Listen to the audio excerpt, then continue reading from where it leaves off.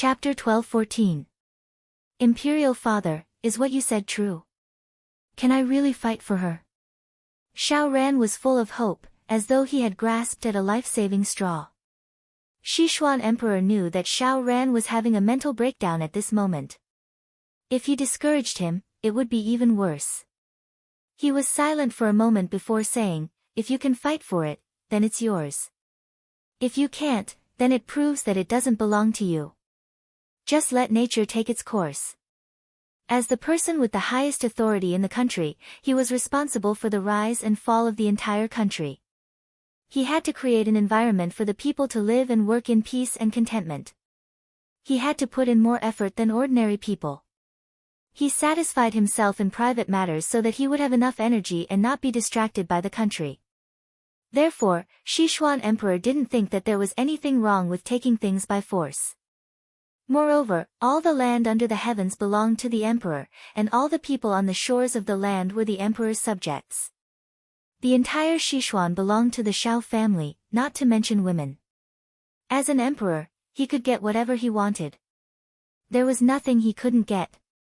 If Chu Qingyan wasn't Xiao Su's fiancée, he might have betrothed her to Xiao Ran with a stroke of his pen. His son rarely took the initiative to ask for anything, so if he did, he would satisfy him. As long as you were in a high position, no one would dare to question your decisions. Those emperors who had gone down in history for 10,000 years were only famous because he wasn't strong enough. History had always been written by the victors. Xiao Ran's eyes lit up. He felt that his father made sense. He immediately perked up. "Imperial Father, then can you help I?" Sichuan Emperor looked at him steadily. "What do you want me to help you with?" Xiao Ran sat up straight and said seriously, "I confessed his feelings to Qingyan a few days ago, but she rejected I was very upset at that time, but after thinking about it carefully, it should be because she was engaged to her eldest brother. She didn't want to disobey the decree, so she didn't dare to accept I. So I wanted a fair chance to compete." Sichuan Emperor felt that his son was a little bold, but it was rare to see him so persistent about something. He couldn't help but be curious. What kind of fair opportunity? Xiao Ran said without hesitation, "I want father to cancel the engagement between Qingyan and eldest brother. When she is no longer bound by the engagement, she will definitely be able to make the most sincere choice." Even the Sichuan Emperor, who was used to grand occasions, was shocked by this answer. He didn't expect Qin Haodong to be so bold. "Are you sure that Chu girl doesn't like your eldest brother and isn't just being perfunctory?" Sichuan Emperor felt that this question needed to be clarified. Xiao Ran nodded solemnly. "Imperial Father, I feel that eldest brother treats Qingyan just like how he treats us, his younger siblings. When you issued the decree to marry Qingyan to eldest brother, Qingyan was only 10 years old and hadn't reached marriageable age. Eldest brother is so much older than her, so they don't have anything in common. Moreover, ever since eldest brother became an adult, he hasn't been close to any girl. It's said that he is addicted to war and doesn't get close to women at all. I is also afraid that Qingyan is too young to understand and will suffer in the future." Sichuan Emperor frowned slightly as he listened to Qin Haodong's story, but he didn't interrupt.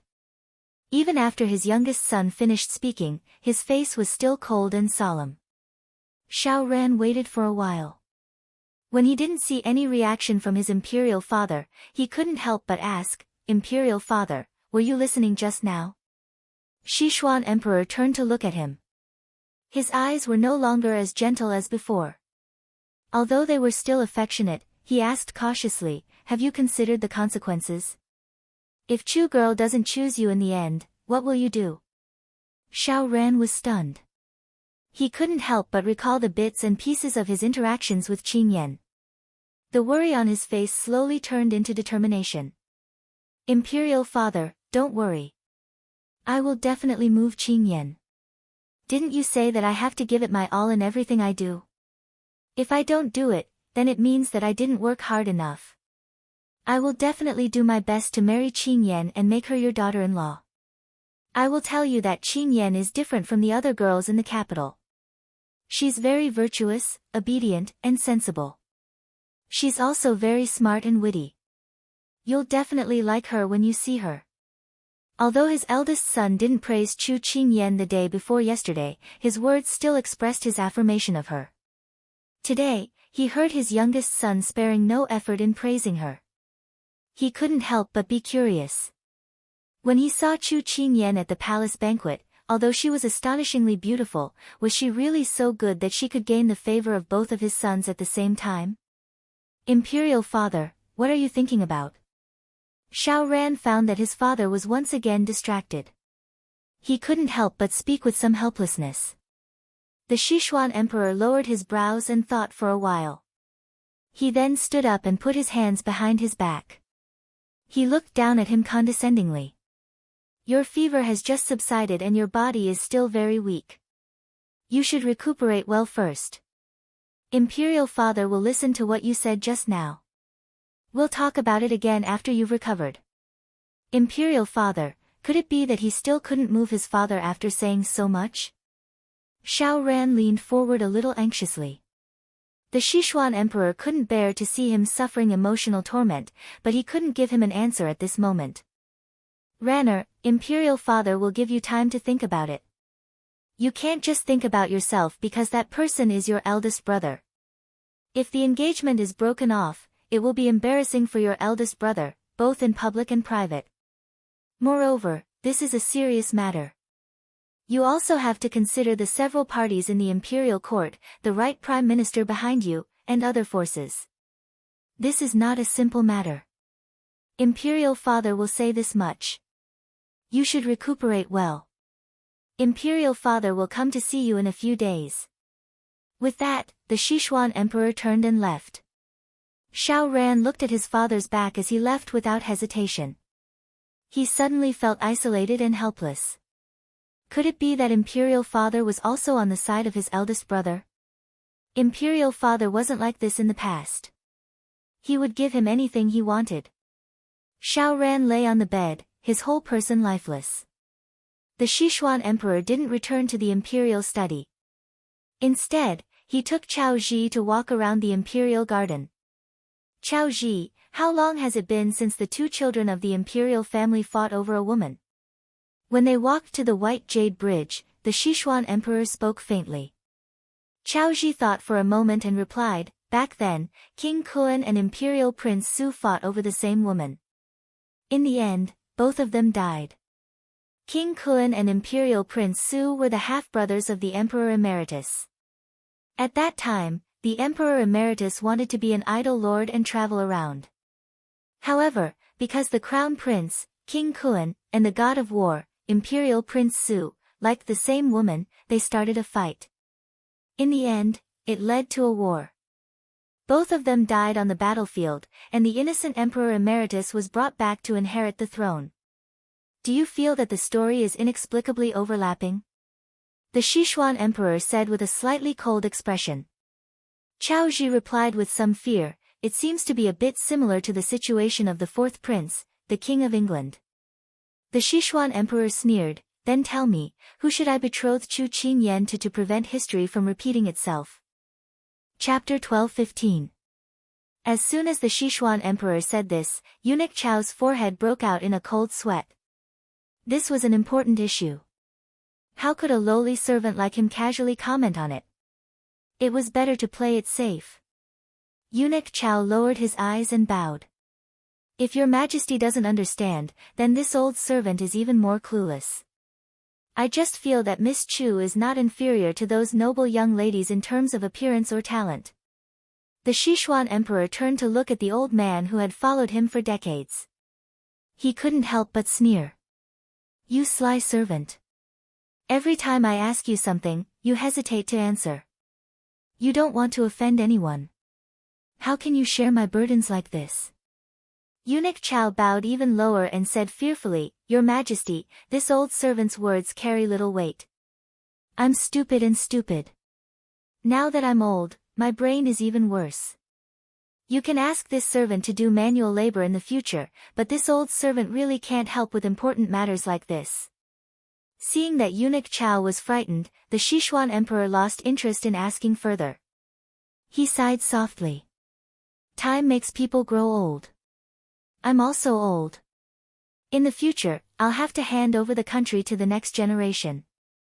Eunuch Chow hurriedly said, Your Majesty is still so young. How can you be old? The world is at peace now because Your Majesty has ruled the country well. The Sichuan Emperor shook his head and laughed. You don't have the ability to do things, but your flattery skills are second to none. Eunuch Chow smiled. Thank you for your praise, Your Majesty.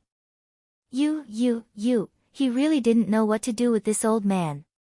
However, after the Sichuan Emperor stopped smiling, his entire person became gloomy. The matter with Ranner could only be delayed for now.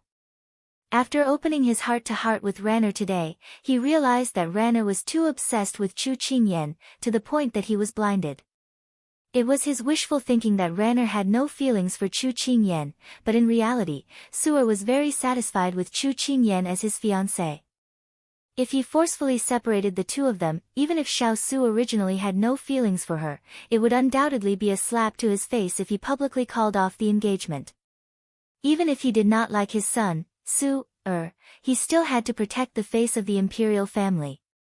Moreover, Su had already handed over his token at this time and planned to return to Liancheng and never return to the capital. For him, this was a great thing. He could legitimately make Ranner the crown prince, so he didn't want to cause any more trouble. But when he thought of Ranner's pleading eyes before he left, he suddenly hesitated. It was not impossible to betroth Chu Qingyan to his youngest son, but he needed some time to weigh the pros and cons. Thinking of this, the Sichuan emperor held his forehead with a headache. Chao Ji, let's go back to the imperial study. Yes. Eunuch Chow immediately followed. A few days later. Consort Yu knew that her son had revealed his feelings to His Majesty, but since His Majesty left the palace, he had no intention of mentioning this matter at all. She was very anxious. Ranner's condition had improved a lot in the past 2 days, but his mood was still very low. He was sick all day and was completely dispirited. He was not as motivated as before, so she felt that she should do something. On this day, Dongting Fan appeared in the Moon Palace. You sent me several letters in succession. Is there something urgent? Dongting Fan was still dressed in a black robe and a black hat tightly covered his face. Only 2 eyes were exposed, making him look very gloomy. Consort Yu was very surprised to see him suddenly appear. She didn't hide anything and told him about Ranner's feelings for Chu Qingyan, then asked him what he thought. Dongting Fan frowned when he heard this. Now is the critical time to appoint the crown prince. His Highness is sick and troubled by love. If this news spreads, it will affect the neutral minister's evaluation of him. Consort Yu said worriedly, this is also what I'm worried about. I originally thought that I could borrow His Majesty's hand to break the engagement between Xiao Su and Chu Qingyan, then provoke Xiao Su to resist and oppose His Majesty.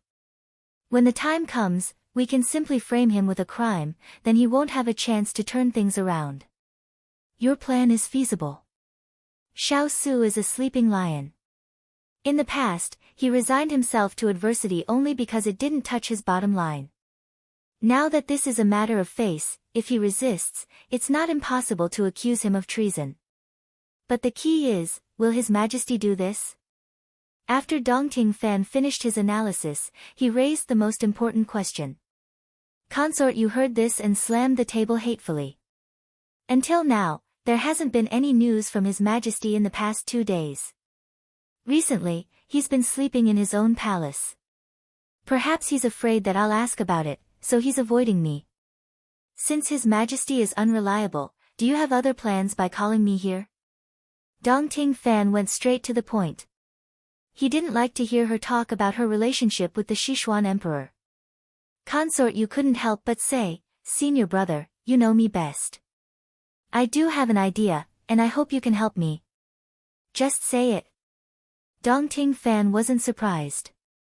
Just now, you said that it's a sensitive period for the selection of the crown prince. Ranner can't afford to make any mistakes. Therefore, Chu Qingyan is an uncertain factor that will affect his future. So, I want you to secretly get rid of her so that Ranner won't have any thoughts about her. Without destruction, there can be no construction. Perhaps Ranna will suffer for a while, but it won't last forever.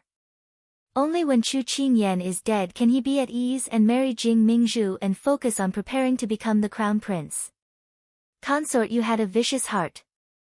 Everything was in the way of her son and her family's bright future. She wanted to uproot everything and not allow any accidents to happen. Dongting Fan didn't agree or disagree with her suggestion. Don't you have a son who's very skilled in martial arts? Sending him to kill Chu Qingyan should be more than enough. Consort Yu's eyes lit up as she suggested. Dongting Fan remembered that he had just injured his son a few days ago. It wasn't appropriate to send him out now, so he thought of someone. More than 10 years ago, I planted a pawn by Xiao Su's side. Now, it's time for him to be put to good use. Consort Yu also remembered that she had once suggested to him that he should send someone to hide by Xiao Su's side so that they could be put to good use in the future. However, so many years had passed that she had already forgotten about it. Now that he mentioned it, she vaguely remembered. Will that work? Consort Yu was a little worried. Dongting Fan chuckled softly. I'm afraid that no one would expect this person to be from the Moon Palace. He's also deeply trusted by the King of England, so this person is the most suitable. With his words, Consort Yu was relieved. All right, I'll leave this matter to you. Dongting Fan nodded. Inside the King of England's residence, Huang Yi was inspecting the newly purchased steamer basket. Because Grand Master Chu had been craving buns recently, the steamer basket in the kitchen had been left unused for too long and was spoiled, so she had specially asked someone to buy another one. After opening the steamer basket, she suddenly found a bamboo tube that was as wide as a finger. She picked it up and saw a piece of paper inside. She paused for a moment, then took it out and unfolded it to read. Kill Chu Qingyan. The signature below was the Moon Palace's unique insignia. Chapter 12-16. Ever since he had been in contact with Pang Zhijing for the past 2 days, Xiaohou had gradually gotten used to this little rascal circling around him. Because of her arrival, his peaceful life had slowly become a pool of water. However, he didn't hate this kind of life. On the contrary, he found it more enjoyable. It was like adding a few more drops of paint to the plain water. It was pleasing to the eye. One day, Xiaohou took her out to buy clothes. Xiaohou, are you too idle these days? Or did you succeed in scheming against someone? Is that why you have the mood to stroll around? Because he forced her to wear a veil hat, she couldn't see the road clearly. Pang Zhijing was full of anger. She walked beside him and spared no effort in mocking him. Xiaohou knew she was dissatisfied, so he didn't want to argue with her. He didn't want her to be more aggressive. Unfortunately, he had underestimated her ability to fight for a long time. His refusal to accept the challenge had ignited her fighting spirit. Xiaohou, are you mute today? And why didn't you bring any guards today? And, why didn't you let Lu come out with me? Are you going to help me carry the things I buy later? Her voice turned shy. I'll be embarrassed if I let the great Prince Yi be my porter. Then she turned into a roar. I'm warning you, Xiaohou, if you keep pretending to be a mute, watch out. Xiaohou suddenly reached out and pulled her to him. Before she could react, she threw herself at him and bumped into him. Fortunately, Xiaohou reached out to hold her. Otherwise, she would have been embarrassed in public. And at this time, a speeding carriage ran past the place where she was standing. Pang Zhijing was still in shock as she looked at the roaring carriage.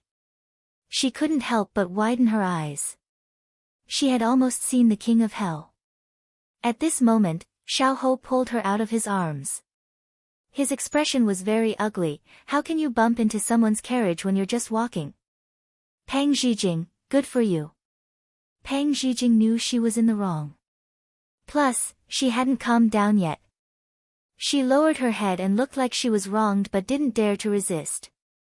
Xiaohou originally wanted to say a few more words to teach her a lesson, but seeing her like this, he didn't want to.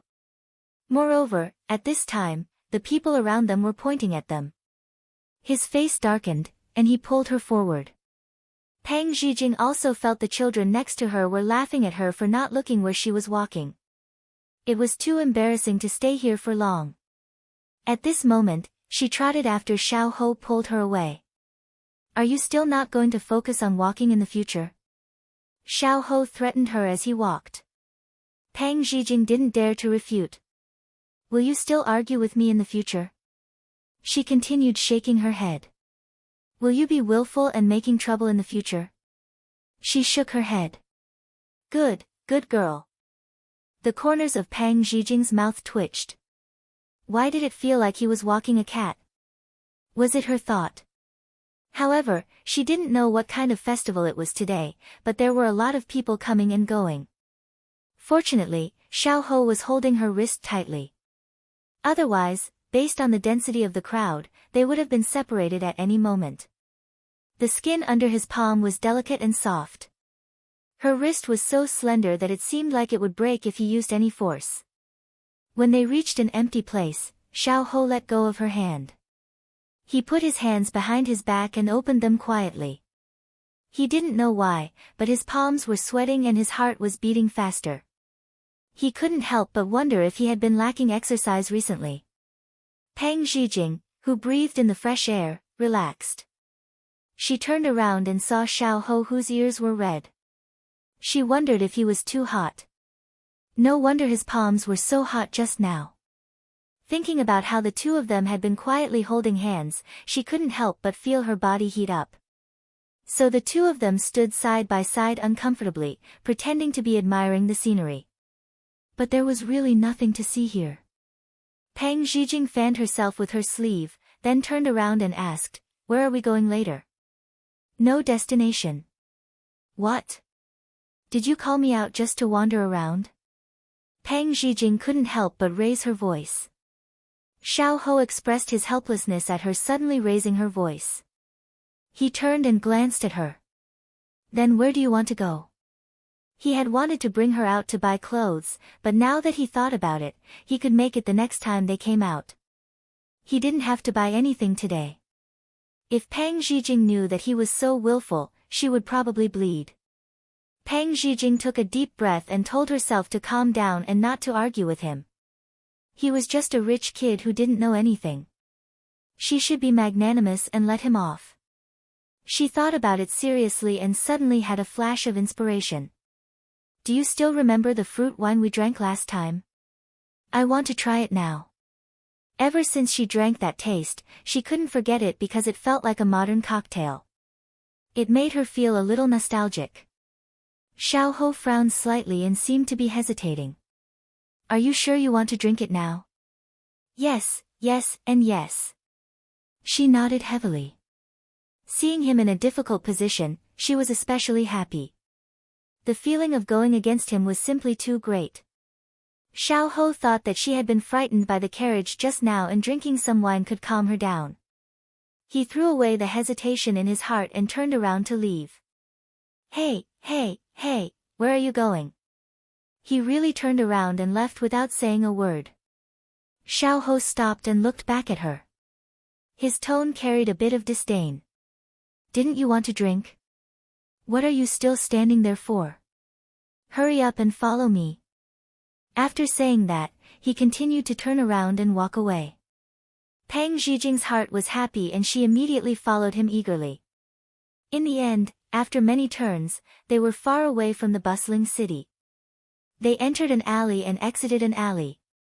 It was almost dizzying for her.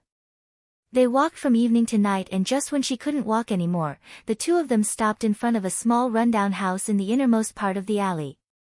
Pang Zhijing was puzzled as she looked at the place. It was really down and out. If Xiao Ho hadn't brought her here, she wouldn't have been able to find this place. The surroundings were dark and only the lanterns on both sides of the door were lit. It was a pity that the lanterns had faded over the years, but the lights still gave people a warm illusion.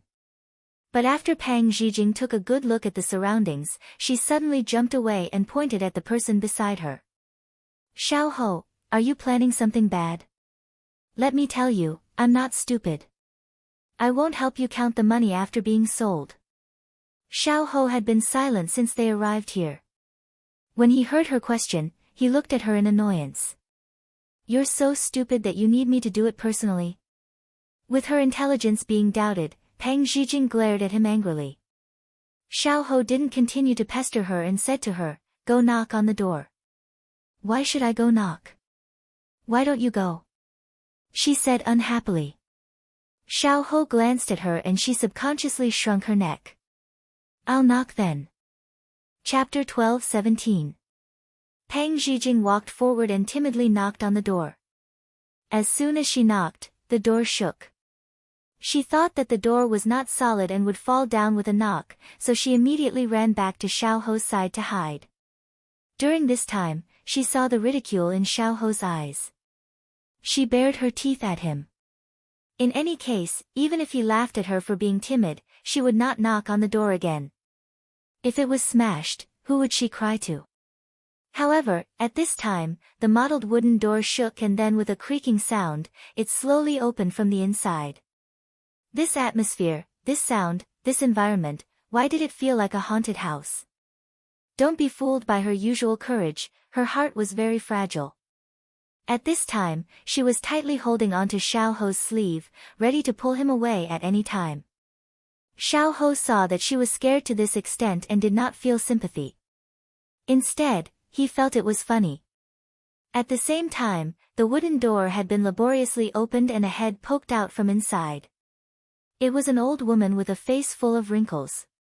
The hand on the door handle was also frighteningly old. She looked at the two of them with vigilance, but when she saw Xiaohou, she was slightly surprised and impatiently walked out. Your Highness, why are you here? After asking, she looked at Pang Zhijing who was tightly clinging to Xiaohou. Her eyes revealed a puzzled and pleasantly surprised expression, and this is? Granny Ren, let's go in first. Xiaohou interrupted her action of constantly looking at Pang Zhijing and then took the lead to walk in. Pang Zhijing felt that this person was a bit eccentric at first glance, but listening to her words and actions, she was very well behaved. Her voice was also gentle, unlike her appearance that gave people the feeling of an evil mother-in-law.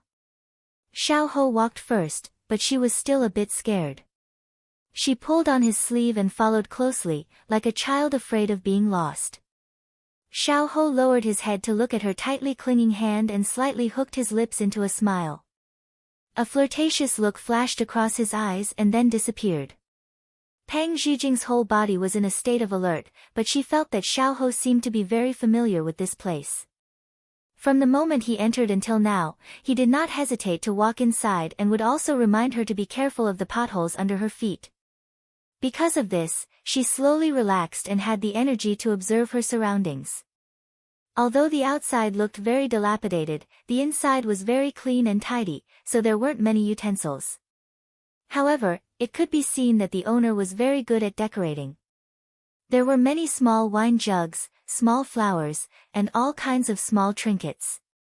She was dazzled by the sight.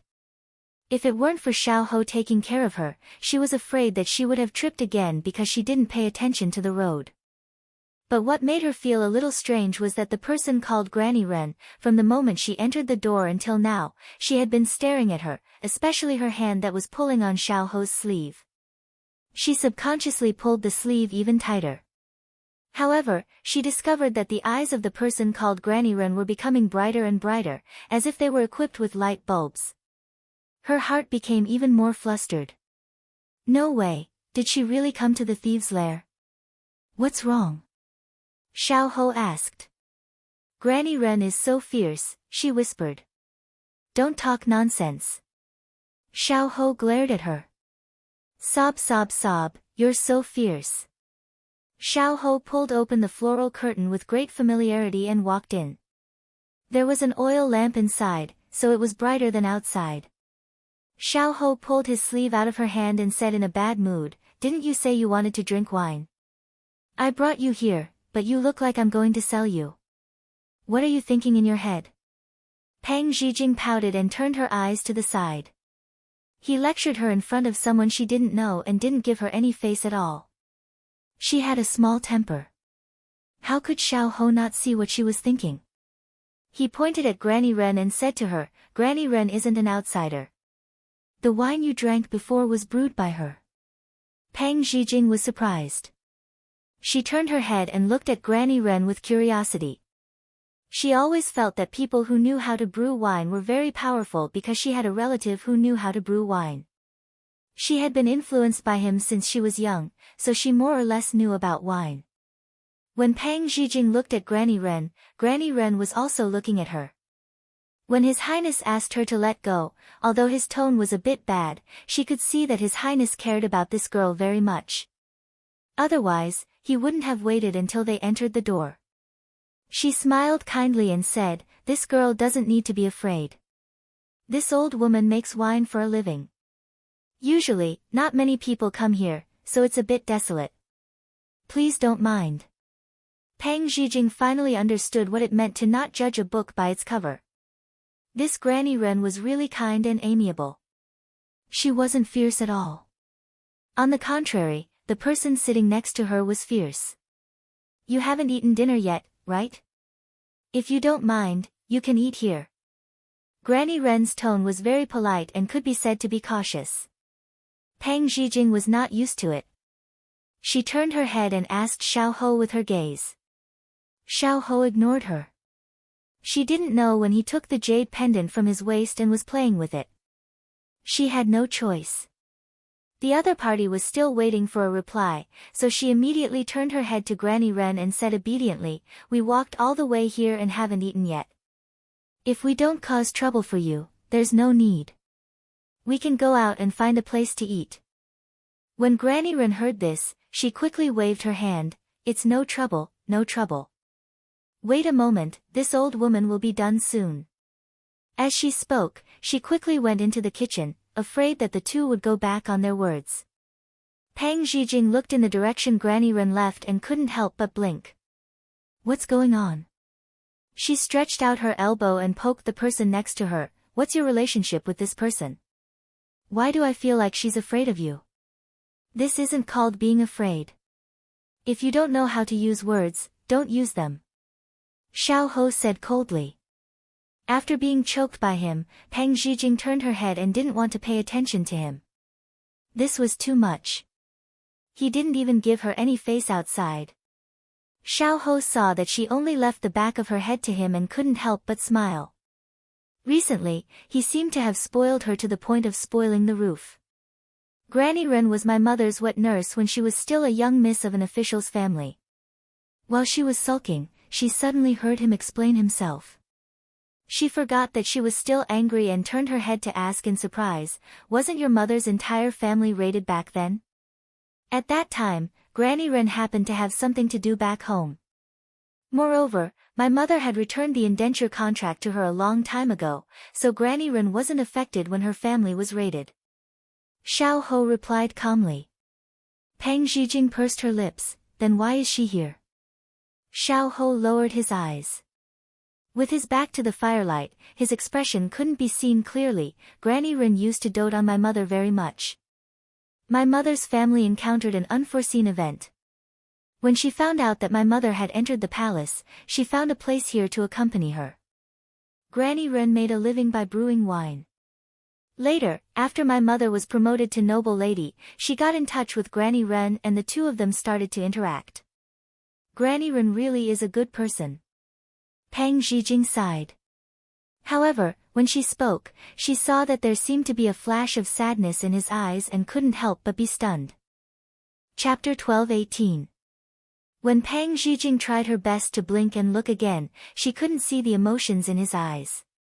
There was only calmness. Xiao Ho continued, "Mother liked to drink Renpo's wine from a young age. Renpa mainly made wine for my mother to send into the palace. At that time, your mother suffered so much. She must be happy to be able to reunite with her wet nurse," Pang Zhijing said softly. "Yes." Xiao Ho's voice suddenly became low. It was a pity that mother's status was too low back then. Wine was rarely sent to her. At that time, fruit wine became my mother's only pastime. She usually drank it sparingly. Sometimes, she would take it out to smell the fragrance of the wine. Pang Zhijing was stunned. If noble Lady Luo's life back then was so difficult, it could be imagined what his childhood was like. It was fortunate that he was able to grow up. She suddenly understood why he had become like this. It was all forced by the circumstances back then. After Xiao Ho finished speaking, he suddenly realized that he had unknowingly said the words buried in his heart. In all these years, this was the first time he had told someone about his mother's past. Ever since his mother had passed away, anything related to her had become a taboo in his memory. He would not easily mention it. Perhaps it was because today, smelling the familiar wine fragrance in the air, he had forgotten himself. He raised his head and happened to meet her eyes that were filled with indescribable heartache. His heart paused slightly as if he was surprised. However, he suddenly laughed. "What's with that look? Are you pitying me?" "I'm not." Pang Zhijing immediately shook her head. She wondered if she had been too obvious and hurt his self-esteem. Children who grew up in that kind of environment were usually very sensitive. At this time, the door creaked as if someone was pushing in from outside. Pang Zhijing jumped in fright and immediately moved to his side. "Someone's coming in." Xiao Ho was very calm. "Maybe Uncle Wang is back. We sold quite a few sugar figurines today. Business is much better than a few days ago." An old voice came from afar. Heavy footsteps could be heard, as if he was carrying heavy weights. It was a little strenuous, but it couldn't hide the cheerful tone and the humming of a song. Something was put down heavily, and then the sound of footsteps approached. "Old woman, tonight." Before she could finish her words, the old man entered the room and saw Xiao Ho. He was instantly delighted. "Your Highness, you're here." Xiao Ho's face immediately turned cold. "Uncle Wang, why are you back so late again? Didn't I tell you that I will give you enough money to live on so that you don't have to go out and suffer?" It was Pang Zhijing's first time seeing Xiao Ho caring for others. It didn't seem out of place at all. Instead, it felt cute and real. Uncle Wang chuckled and patted his shoulders. "We don't need much money to live. Running a small business can also exercise our bodies. Didn't you see? This old man's body has become much healthier." Xiao Ho had no choice but to give up. Uncle Wang glanced at the table, then turned and walked into another room. "Wait here, I'll get you some wine. It's rare for us to come here today, so let's get drunk." Hearing the noise, Grandma Wang came out and said to everyone, "Wait a moment, the dishes will be served soon. Let this old man drink with you later." Grandma Wang immediately went back in after speaking. Uncle Wang took out the wine pot and placed it on the table. Just as he was about to say something, he looked up and saw Pang Zhijing sitting quietly beside Xiao Ho. He couldn't help but narrow his eyes to take a closer look. Where did this little girl come from? Pang Zhijing immediately shrank to Xiao Ho's side. Where did this old man come from? Xiao Ho patted the back of her hand and comforted her. "Don't be afraid, this is Grandma Wang's husband. He used to be a steward in my mother's residence." He then said to Uncle Wang, "This is Pang Zhijing. You can call her Zhijing." "Hello, Uncle Wang." The people here were his few remaining family members. Pang Zhijing's fear was swept away and she greeted them sweetly. Good, good, good. This little girl is so pretty. Your Highness is so lucky. Come, try this old woman's new hong." Uncle Wang poured wine for the two of them. Xiao Ho took her cup and said, "Uncle Wang, get her some fruit wine." Uncle Wang slapped his forehead. "Right, I forgot. Fruit wine is more suitable for women. This old man will get it for you." At this moment, Grandma Wang came out with the dishes. Pang Zhijing looked at the simple dishes on the table. They were either stir-fried vegetables or braised tofu. There was no oil at all. She wasn't picky about food, but she didn't know if Xiao Ho would be able to get used to it. However, it turned out that she was thinking too much. Xiao Ho naturally picked up the food and ate it without any hesitation. As they spoke, the room became very lively. There was the smell of fireworks. At the table, Uncle Wang and Grandma Wang kept putting food on his plate. Even though he was a clean freak, he didn't mind at all. He didn't refuse any of them. Pang Zhijing thought it was very strange, but she could only keep these questions to herself. She would ask him about it when she had the chance. However, the fruit wine was really delicious. Her attention was drawn to it. This fruit wine is slightly sour and bitter. I didn't expect Miss Zhijing to like it. Perhaps because she was more familiar with it, Grandma Wang was not as reserved as she was at the beginning. Pang Zhijing drank a few cups of wine and relaxed. She smiled and said, I liked to eat sweet and sour things when I was young, so this wine is to my taste. His Highness said just now that he brought you here to get the wine.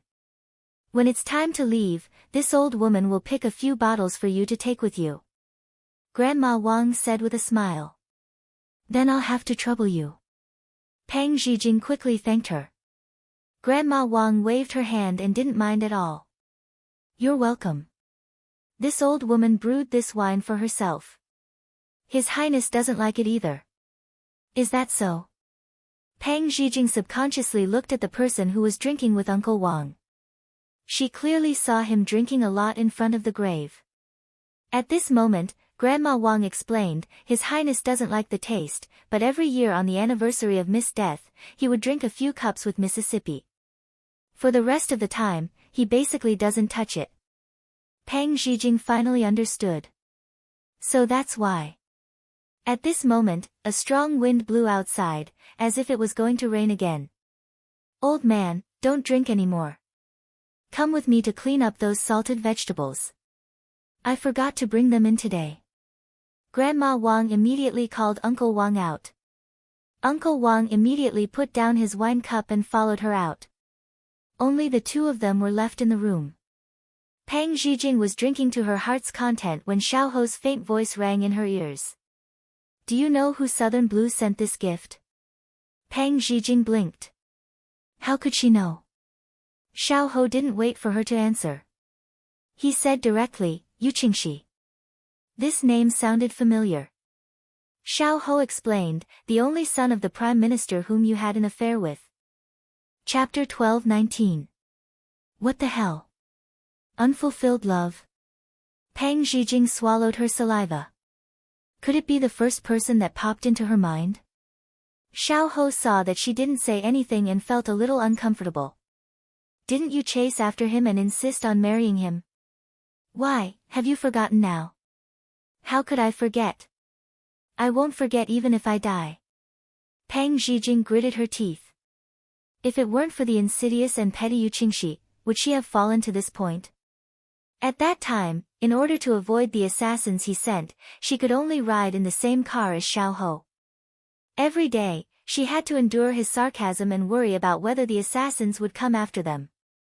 Every day felt like a year. Those days were the most unforgettable dark days of her life. Xiao Ho misunderstood her meaning and thought that she still had feelings for Yu Qingxi. His face instantly darkened. You really are hopelessly stupid. His tone was so harsh that it shocked her. She came back to her senses and wanted to refute him. How was she hopelessly stupid? At this time, Grandma Wang and Uncle Wang had finished collecting the food and came back. The two of them swept the dust off their bodies and smiled. Sorry to keep you waiting. Let's continue eating and drinking. Thus, Uncle Wang and Xiao Ho, Grandma Wang and Pang Zhijing chatted in pairs. During this time, Pang Zhijing and Xiao Ho ignored each other. Anyone with a discerning eye could tell that the two of them were at loggerheads. After a while, Grandma Wang and Pang Zhijing were full. Only the two men were still drinking and chatting. Grandma Wang called Pang Zhijing into the kitchen with the excuse that she needed help. Grandma Wang, is there anything I can help with? Pang Zhijing rolled up her sleeves as soon as she came in. She was very down-to-earth and prepared to help. Grandma Wang saw that she was so cooperative and couldn't help but smile. There was more sincerity in her eyes. Miss Zhijing, you can just stand by and chat with me. It's too dark in here. You're not familiar with it and can't see. Hearing this, she looked around. Indeed, she couldn't help but feel a little embarrassed. Then you go ahead. I'll chat with you. Seeing her being so honest, Grandma Wang was even more satisfied. She reached out and pulled her to the table to sit down. Granny Wang rubbed her hands together and said with some embarrassment and hesitation, Miss Xijing, please don't blame me for being rude. Can you tell me which family you are from, or where you live? Was this a background check? Pang Xijing thought for a moment and felt that she was just curious. She smiled and said, I'm from the southern blue continent. I'm not from your country. Old Lady Wang nodded. Then, she said embarrassedly, can I call you Xijing? Sure, no problem. Wang Po was not easy to be shy, so Pang Xijing had a good impression of her. She smiled and agreed. Okay, then Xijing, what do you think of His Highness? Granny Wang went straight to the point and asked in a serious tone. Pang Xijing didn't expect her to ask this. Although she was a little surprised, she thought about how close Granny Wang was to Xiao Ho.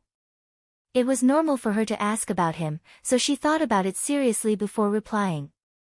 To be honest, when I first met him, I thought he was as gentle as jade and was a gentleman.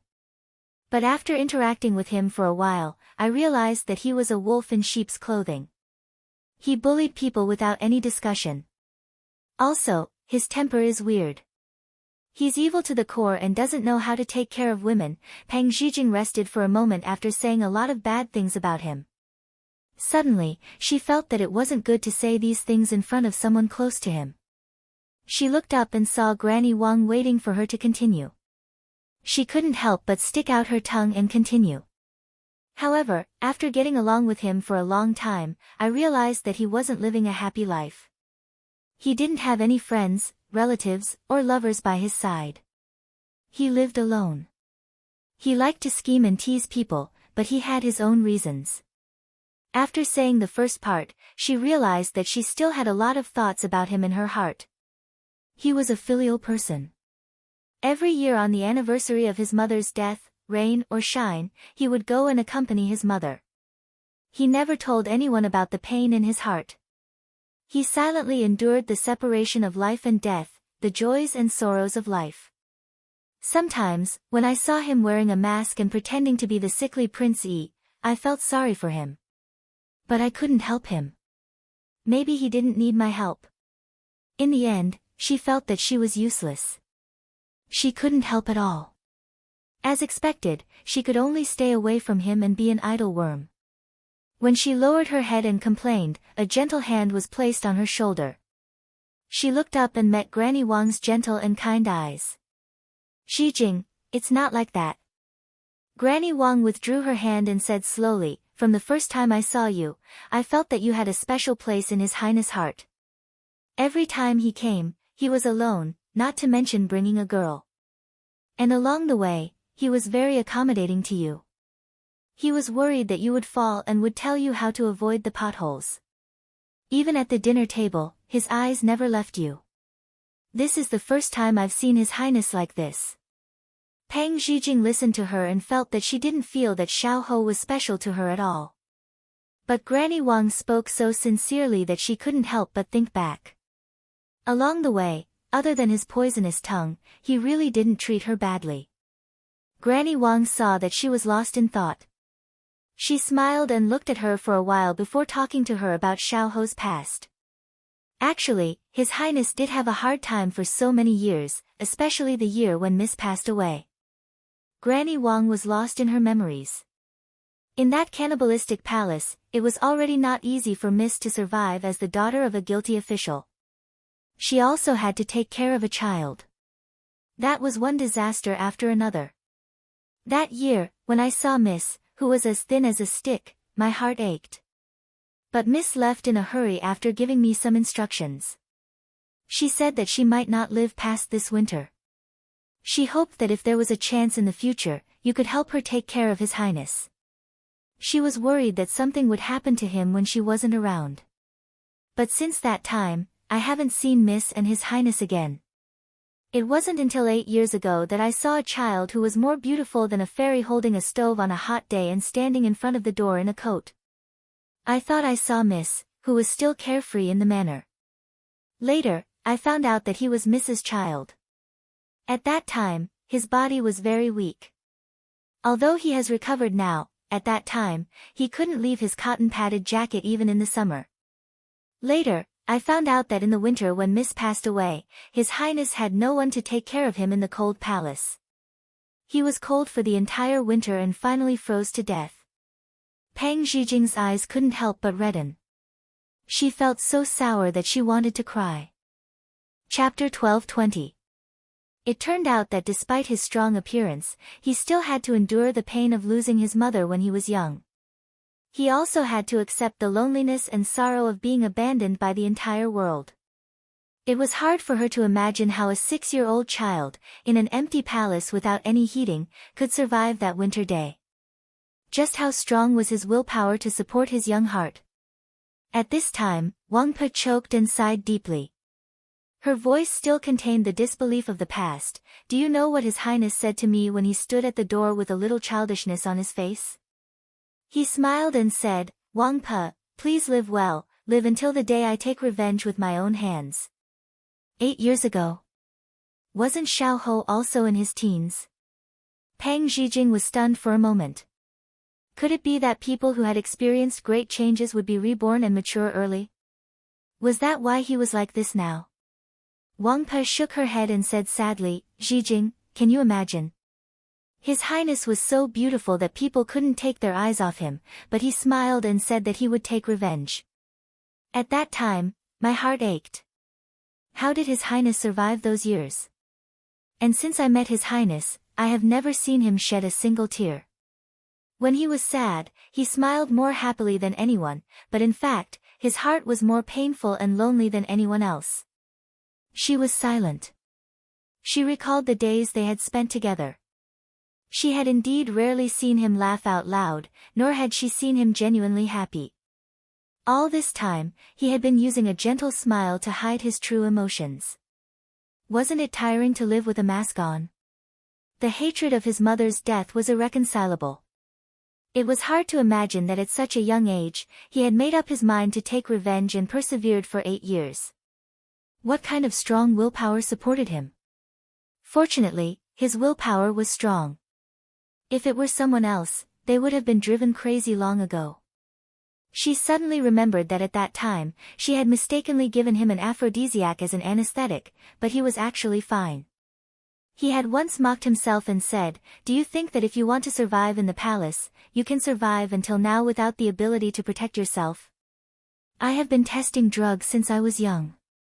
I dare not say that I can deal with all the anesthetics and aphrodisiacs in the world, but in my eyes, those drugs on the market are not enough. Those words that he had said but she had never paid attention to suddenly appeared in her mind. It turned out that he had suffered so much in order to survive. Yet, she kept criticizing him for his shady methods and for being cunning and taking advantage of loopholes. In fact, at that time and in that place, if he hadn't been ruthless to himself and others, he wouldn't have been able to survive until now. Then who poisoned Luo Guiran back then? Who is he looking for to take revenge on? She finally thought of the most important question and hurriedly asked Wang Pe. It's Empress Liang. Wang Pe, who had always been gentle and kind, showed a hint of hatred on her face. Empress Liang? Isn't that the mother of the King of England, Xiao Su? Pang Zhijing was stunned. Empress Liang is very jealous. Any woman who is close to His Majesty, as long as they are not formally brought in from outside, will use methods to eradicate them. That year, because my young lady gave birth to His Highness, she got rid of her identity as a palace maid, but she was still guilty. At that time, His Majesty didn't pay much attention to the mother and son, which gave Empress Liang the opportunity. My young lady's health has not been very good since she entered the palace. She had people poison my young lady's medicine. My young lady's body accumulated little by little without her knowledge until finally, there was no cure. When Wang Pe said these words, her face showed a painful and mournful expression, and she silently shed tears. After so many years, every time she mentioned it, she felt so sad that she wanted to cry. Pang Zhijing finally understood why Xiao Ho was targeting the King of England. She also finally understood why his eyes were so strange every time the King of England was mentioned. It turned out that the son paid for the mother's debt. Then everything made sense. He was targeting the King of England to take revenge on Empress Liang. Hit the snake where it hurts. Empress Liang wholeheartedly wanted to support her son to be the crown prince, so she started with Xiao Su. She attacked him, stopped him, schemed against him, and finally destroyed him. The smartest and most satisfying way to take revenge on someone was not to kill them, but to slowly torture them. Therefore, at this moment, Xiao Ho planned to use a blunt knife to hang on the neck of his enemy and slowly grind it. Although it was cruel, it was not enough to offset the hatred of killing his mother. Perhaps seeing that Pang Zhijing was frightened by her words, Wang Pu immediately wiped her tears and held her hand. "Zhijing, don't take this old woman's words to heart, and don't be afraid. His Highness is a very good person. You must not be afraid of him because of what this old woman said." What kind of person was Pang Zhijing? She had almost died in his hands. She had experienced such a dangerous thing, so these things were not scary in her eyes. They would only make her look at him in a new light and feel more sorry for him. "Wang Pe, don't worry. I won't." She shook her head sincerely. Wang Pe sighed in relief. She patted her hand lightly, and suddenly her tone changed. She asked with a smile, "Then Zhijing, tell this old woman the truth. Do you like His Highness?" She had not pulled herself out of her sad mood, but Wang Po's words scared her so much that her heart was about to fly. Why do you ask?" She accidentally stuttered. Wang Po smiled lovingly. "Because although this old woman is old and can't see clearly, my heart is not blind. I can see that His Highness likes you very much, but I don't know what you think." Not blind? She could see that Xiao Ho liked her. How could she, who was not blind, not see it? She felt that Wang Po might not understand Xiao Ho very well. Actually, he did not like her, but when he was bored on the road to revenge, he met her, this doll that he was interested in, and teased her a few times. When she got tired of him, she would kick him away and leave without looking back. While Pang Zhijing was distracted, Wang Po suddenly sighed. This old woman knew that to outsiders, His Highness is sick and looks like he won't live for long. On the surface, he looks gentle, but people can't feel his sincerity. After so many years, he has been all alone. It's normal that you don't like him. Wang Po's words made her scalp tighten. She could not stand the elderly being sad. In a moment of hot-headedness, she blurted out her secret. "Wang Po, you misunderstood. I like him very much, really." In order to prevent her from not believing, Pang Zhijing even used a very standard swearing posture, solemnly pledging. As soon as her voice fell, Wang Po, who was still frowning, suddenly smiled like a flower. That's good, that's good." Pang Zhijing felt like she had been tricked, but there was nothing she could do. Later, she found out that she had confessed so many times, but it was not to him. He was clearly the one she liked, but until she left, she had never personally said that she liked him. Chapter 12:21. Just as Pang Zhijing was regretting her outspokenness, old lady Wang's voice sounded again with a pleading expression. "Zhijing, can I ask you for a favor?" Pang Zhijing was stunned. "What is it?" "If I can do it, I will definitely not refuse." Old lady Wang smiled. "You can do it." Hearing this, she couldn't help but be curious about what it was. Old lady Wang said earnestly, "Zhijing, I want to ask you to accompany His Highness more in the future. Don't leave him because His Highness is too lonely. I also have one foot in the coffin and don't have many days left to live. I don't want to be unable to rest in peace before I die. If I can't see His Highness living a happy life, I won't dare to go down to see Miss Luo." Pang Zhijing didn't expect this to be her request. She and Aunt Luo were really master and servant. What they said was exactly the same. She really wanted to tell old lady Wang that Miss Luo had already reincarnated and wouldn't be able to see her. But she knew that this was old lady Wang's wish. She couldn't cruelly break it, so she just pretended that she didn't know. Pang Zhijing felt that this was too difficult and couldn't help but say, "Old Lady Wang, it's not that I don't want to agree, but I can be quite unreasonable sometimes. Even Xiao Ho was annoyed by me. He will definitely dislike me in the future. So I think you should change your request. Maybe I can help." Old Lady Wang shook her head and a smile slowly appeared on her face. "Zhijing, Old Lady Wang is not so old that she can't see anything. Although His Highness only comes to visit us occasionally, Old Lady Wang is very good at reading people. If His Highness didn't care about you, he wouldn't have brought you here. Because here, he can be his truest self and not worry about being discovered by those bad people. However, he can't hide his past from you." After hearing this, Pang Zhijing was confused. Was it really like what Old Lady Wang said? Wang Pa saw that she was absent-minded because of her words, and immediately continued, "You are the only one who can get close to His Highness. Maybe he hasn't realized his feelings yet, but you have already become his most special existence.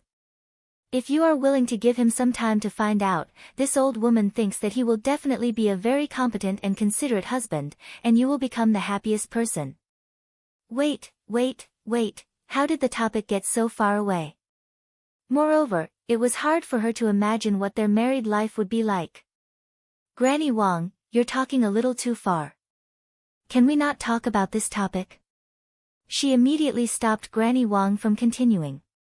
If she continued chatting with her, she was afraid that Granny Wang would not be able to hold herself back. Perhaps they would even talk about what to name their children in the future. Moreover, she had already made up her mind to leave, so she didn't want to make a promise that she couldn't keep. Because she hated people who went back on their words the most, she would not allow herself to go back on her words to others. Granny Wang was a little disappointed that she didn't get her promise. However, she thought about it again. Perhaps the young lady was too shy, and she was too straightforward because she was too anxious, so it wasn't appropriate for her to agree. Moreover, she believed that His Highness was such a good person that he would definitely find happiness. Therefore, Wang Pa stopped talking and picked a few interesting stories from Xiao Ho's childhood to chat with her. Only then did Pang Zhijing breathe a sigh of relief. She had finally escaped a calamity. Because on the way, she helped Granny Wang bring some beans to go with the father and son's wine. Before leaving, she saw that he was drinking wine. She mischievously leaned close to his ear and whispered, "You were so angry just now. Were you jealous of Yu Qingxi?" Cough, cough, Xiao Ho choked on a mouthful of wine and coughed miserably. Seeing this, Pang Zhijing immediately slipped away. Otherwise, she would be skinned alive by him later. Xiao Ho coughed until his eyes were hazy with tears. From the corner of his eye, he caught a glimpse of a certain person's fleeing figure. He secretly decided that when he had time, he would definitely let her taste the taste of regret. Because of what happened just now, Pang Zhijing didn't dare to go out. She was afraid that she would be reprimanded the moment she went out, so she pulled Granny Wang to talk about him. Unknowingly, it was late. Seeing that it was already late at night, Pang Zhijing yawned. Only then did she dare to go out with Granny Wang to see how the two of them were drinking. Originally, she was worried that he would give her the cold shoulder if she went out, but she saw him leaning against the wall and holding his head as if he had fallen asleep. Uncle Wang at the side pointed at Xiao Ho cheerfully and said, "His Highness's alcohol tolerance is too poor today. He drank too quickly. I don't know who he was competing with, but he got drunk all of a sudden. This old man drank even more than him. Look, he's still sober now." Pang Zhijing looked at Uncle Wang who was dancing and swaying. The corner of her mouth twitched. That's right. Drunk people would always say that they weren't drunk. Then what do we do now? He's so drunk. How are we going to go back? No one had brought any guards or servants with them when they went out today. She originally thought that he was a person with self-control and wouldn't get drunk. Who knew that he was as drunk as mud now? She had a headache. That's easy. We'll rest here tonight. We'll leave tomorrow morning when His Highness sobers up, Granny Wang suggested. Won't that be too much of a bother? Pang Zhijing was a little embarrassed. Granny Wang waved her hand. It's fine. His Highness has stayed overnight before. We still have an empty room here on the right. I'll have to trouble you to bring His Highness there to rest. I'll deal with this drunken old man first. With that, Granny Wang immediately pulled the dancing Uncle Wang into the room. After entering the room, Uncle Wang asked in a daze, "Don't we have another room in our house? Are you lying to me?" Granny Wang asked softly, "Do you want to carry Little Highness? Even in my dreams?" Uncle Wang stood up straight and roared. Granny Wang covered her ears and exclaimed, "Keep your voice down if you want to. Otherwise, you won't be able to carry him." Uncle Wang immediately quieted down. Like a well-behaved child, he whispered, "Shoo, don't talk. Keep your voice down." Granny Wang didn't know whether to laugh or cry. She really didn't know what to do with him. Meanwhile, outside, Pang Zhijing was facing Xiao Ho. How could she drag such a big person? She felt like a tragic girlfriend who had picked up her drunk boyfriend from a roadside stall. She wanted to ask Granny Wang for help. Unfortunately, she never came out after bringing Uncle Wang in. Moreover, she could tell that Granny Wang's legs were not very convenient. It was better for her to rely on herself. She studied it for a while. In the end, she decided to put his hand on her shoulder and help him in. That way, she would not throw him to the ground. It was getting late. She could not delay any longer. She rolled up her sleeves. Just as she put his hand on her shoulder, she felt a gaze staring at her. Slightly stunned, she could not help but look over. She didn't know when Xiao Ho had woken up. His fair skin seemed to be covered with a thin layer of powder. He looked like her favorite peach, extremely attractive. His usually calm eyes seemed to be soaked in water. They were moist and sparkling, so bright that it could burn people. Chapter 12:22. She was almost burned by this pair of eyes. That heat flowed through her blood and reached her left chest. Her heart immediately started thumping. If it wasn't for the heavy rain outside, she would be able to hear her own heartbeat at such a close distance. If he heard it, that would be awkward. She couldn't help but shift her gaze away, intending to let go of his arm and stand up. "Are you pretending to be drunk?" she asked in a bad mood. It wasn't as if he didn't have a record. Last time, he pretended to be drugged to deceive her. This time, he must be teasing her again, causing her to seriously think of several plans to drag him down. Thinking of this, the shyness from earlier immediately turned into slight annoyance, and the fire in her instantly rose several levels. Xiao Ho's arm exerted a little force, and her waist that had just straightened bent down once again. They were even closer to each other, as if her entire body was in his embrace. This kind of ambiguous position made her instantly mature like a crayfish. "Little rascal," he called out softly, rubbing their ears and temples together, with a gentle and intimate address between lovers. The fire that was rising was blown back in an instant. Pang Zhijing felt that her heart was about to melt from his voice. It couldn't be helped. She had never had any resistance towards pleasant voices because she was a genuine voice and face fetish. But when she came back to her senses, her face was gloomy. What kind of address was little rascal? She felt as if she had fallen from heaven into a quagmire. She harumphed and said, "Why are you calling me?" Her misty eyes suddenly sharpened, and her tone became solemn and serious. "You're not allowed to go near Yu Qingxi. Ah. You're not allowed to talk to her. You're not allowed to rekindle old feelings." After saying no 3 times in a row, Xiao Ho, who had revealed his overbearing nature after getting drunk, finally tilted his head and gave himself to her. He closed his eyes, and there was still a smile on his lips, looking very happy. However, Pang Zhijing was currently in a daze. What the hell, what was going on?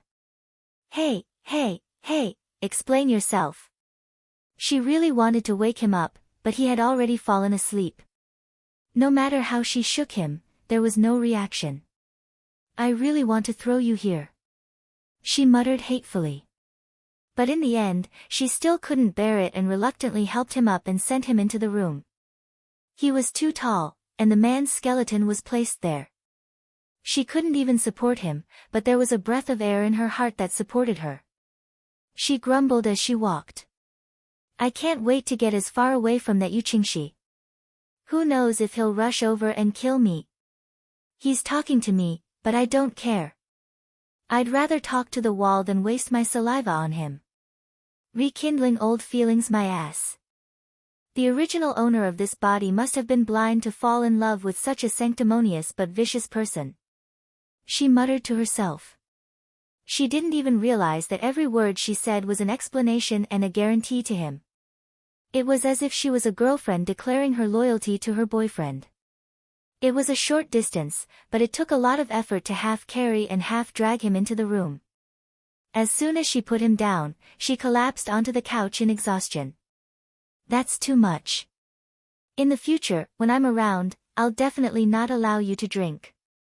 If you insist on drinking, then I'll hide far away and see what you can do. She didn't dare to threaten him face to face, but now she could properly vent. It was a pity that she really didn't have any strength. She could only rest for a while and continue later. The fierce wind outside had lessened quite a bit, but with the heavy rain pouring down, the stuffy air was immediately swept away and there was a bit more coolness. It was a pity that the sound was too loud. When it fell on the tiles, it made a crackling sound. They both had to rely on shouting to speak, but for some reason, it gave people an incomparably peaceful feeling. Away from the imperial court, away from the struggle, away from the plots, everything seemed to be as ordinary as the days of a commoner's family. She looked at the house. Although it was very old, it still stood tall in this kind of heavy rain. Sometimes, she felt that life didn't need to be grand and magnificent, didn't need to eat exotic delicacies, and didn't need silk and satin. As long as there was a house that could shelter you from the wind and rain, and the person you liked lying next to you, you could sit and watch the flowers bloom and wither, and the clouds roll and unfold. She turned over and happened to be facing him. His light eyebrows were like autumn water, and his deep eyes like the sea were covered. His long and curly eyelashes were clearly visible, making people feel that his entire appearance was exquisite. The ends of his eyes were deep and long, and the ends were slightly curved. When she closed her eyes, she realized that he had such a charming side. It was just that he always had a fake smile on his face, so the beautiful ends of his eyes were not revealed. When they quietly faced each other, she couldn't help but imagine his usual appearance on his face. When he smiled, he was confident and elegant.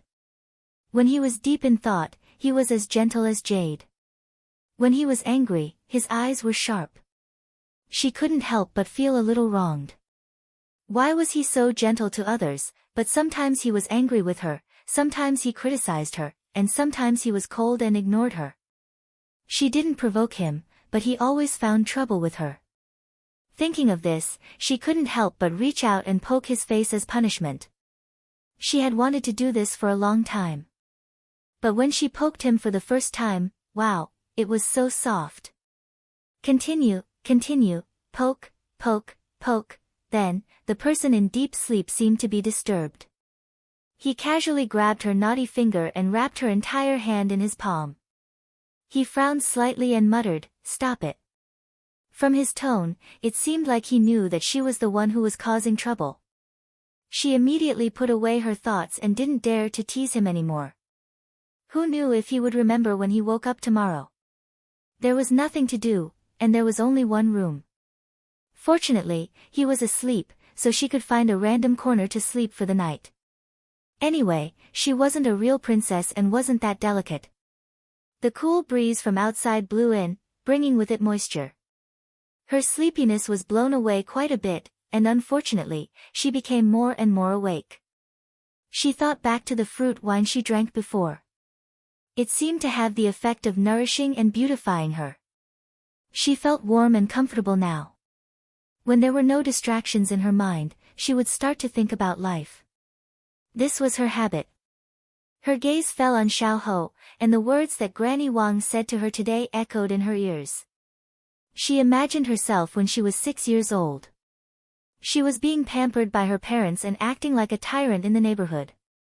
Parents would often bring their children to complain about her. Her parents would always harshly criticize her in front of outsiders, but after they left, they would call her darling and darling. So she had a stark contrast. She felt more and more that he didn't have a happy childhood. There was only danger and hunger.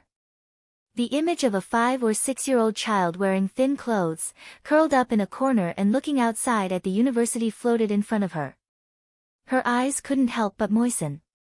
In the end, she couldn't help but reach out and hug him.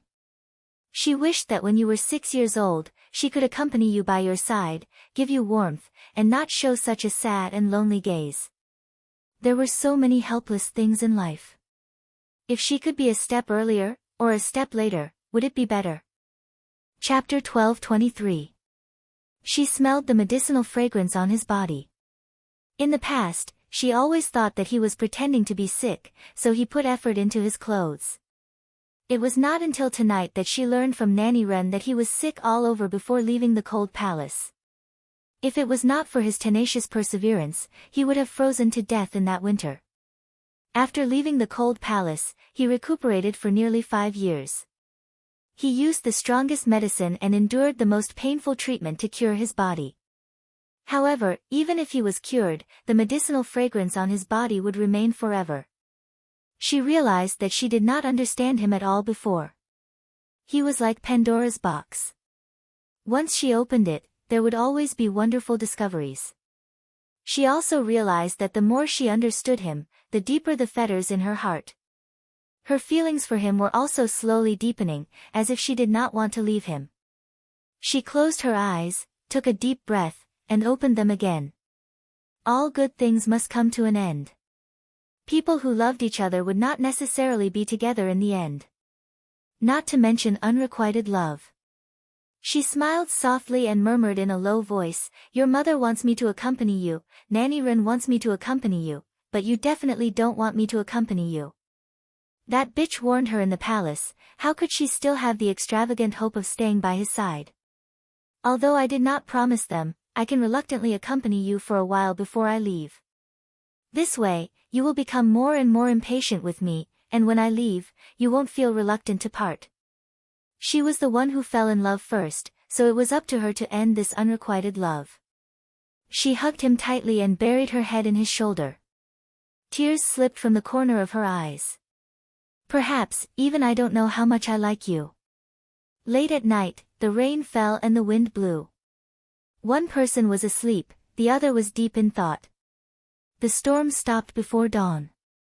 Soon, when the sun rose, the dark clouds dissipated, and the sky was clear. It was impossible to tell that the storm had just happened last night. Only the water droplets on the trees, the puddles on the ground, and the empty mountains in the distance could tell. The sun shone in through the window. The sky and earth were washed by water, and the air was moist.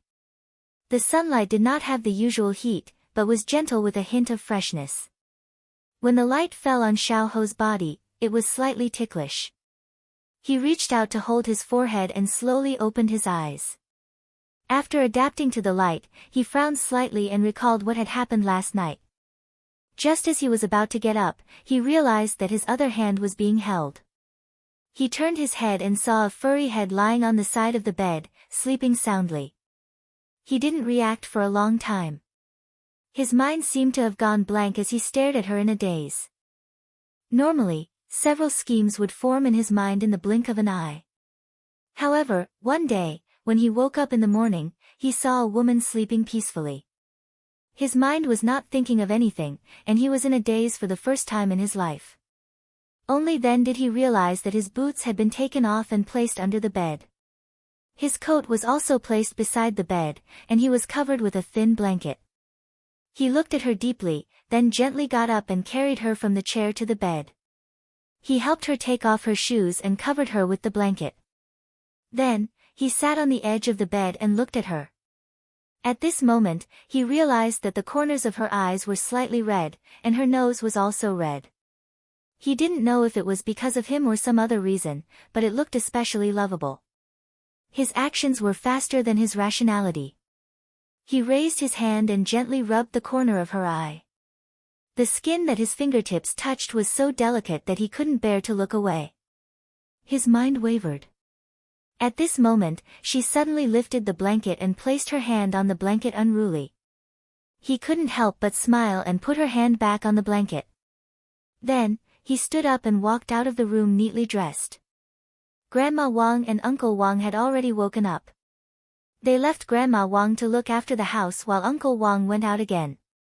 When Grandma Wang saw Xiao Ho come out, she smiled and said softly, "She's not awake yet?" This question made Xiao Ho's ears turn slightly red. It was like the first night of a newlywed couple. Luckily, Xiao Ho was good at adjusting his emotions. He nodded calmly. "She probably slept late last night and is still sleeping now." "Then don't wake her up. She must have had a hard time taking care of you alone last night." Grandma Wang spoke up for Pang Zhijing, intentionally or otherwise. Xiao Ho didn't notice. His attention was on her words about taking care of him. He couldn't help but turn to look at the room with the swaying curtains. His eyes were filled with surprise and inexplicable emotions that even he didn't notice. Grandma Wang was secretly delighted. As expected, there was something going on between the two of them. When Pang Zhijing woke up, the sun was already high up in the sky. She stared at the bed in a daze. When did she get on the bed? Thinking of this, she suddenly woke up with a start. She clearly remembered that Xiao Ho's hand was especially strong last night. She couldn't break free and could only use her leg to hook a small stool over. Then, she sat down and fell asleep. But now, she was properly covered with the blanket. Could it be that she sleepwalked into the bed in the middle of the night? But she never knew that she had such a habit. She was so frightened that she immediately looked around. She didn't see any trace of Xiao Ho. Fortunately, he wasn't here. Otherwise, if the two of them woke up in the same bed at the same time, it would be awkward. She looked down to check her clothes. Fortunately, all the buttons were intact and didn't come loose. It seemed like nothing happened last night. But who helped her take off her shoes and covered her with the blanket? His name flashed across her mind. Pang Zhijing couldn't help but tremble. Impossible, how could he be so kind? However, she couldn't conclude the truth from her wild thoughts. Plus, she was thirsty and hungry. She decided to get up and find something to eat first. As soon as she went out, the house was empty. She scratched her head. She didn't know where everyone had gone. But at this time, she heard voices coming from the kitchen. She couldn't help but follow the sound. When she stood by the door, she was stunned by the scene in front of her. That person didn't care about his image. He squatted on the small stool, picked up firewood and put it into the stove. The temperature in the kitchen was so high, and his clothes were soaked with sweat. But he didn't care at all. In fact, he seemed to be enjoying it. Wang Po was the first to notice her. She said cheerfully, "Zhijing, you haven't washed up yet, right? There's clean water and cloth in the yard. You can do it yourself." Xiao Ho heard her and turned to look at her. His eyebrows raised slightly, but he didn't say anything and turned back. Strange. He seemed to be holding back his laughter. Was she that funny? Washing up was more important. She went to the yard to get some water. Because of the limited conditions, she could only wash up simply. She would go back and wash up properly. After tidying herself up, she returned to the kitchen. Just as she was about to ask if there was anything she could help with, Wang Po looked at her and laughed. Did something happen? She was now at a loss as to what was going on. Xiao Ho looked up and shook his head with a smile. He waved at her. Come here. Why should she come here just because he asked her to? She wasn't a husky. But in the end, she couldn't resist Wang Po's laughter. She touched her nose and walked towards him. Chapter 12:24. When she walked in front of him, she found that it was somewhat inappropriate for him to be sitting while she was standing, so she obediently squatted down and raised her head to look at him in confusion. What exactly were they laughing at? She clearly washed her face very seriously. Looking at the little rabbit squatting in front of him with eyes as big as copper bells, Xiaohou slightly curved his eyes. Then, he freed a hand and untied her long hair from the hairpin. Using the words she usually used to lecture people, sometimes it was hard for him to imagine how a stupid and cute person like her could smoothly and healthily live until now. She could sleep until her hair turned into a nest of straw and still not feel anything. From his actions and the time he stayed, she could guess what kind of ghost was on her head right now. She couldn't help but lower her head in embarrassment. After he finished, he saw a few strands of hair sticking up on her head, so he pressed them down without thinking. Pang Zhijing blinked and suddenly exploded, "Xiaohou, your hand." He actually touched her head with his dark, wooden hand. It was simply unforgivable.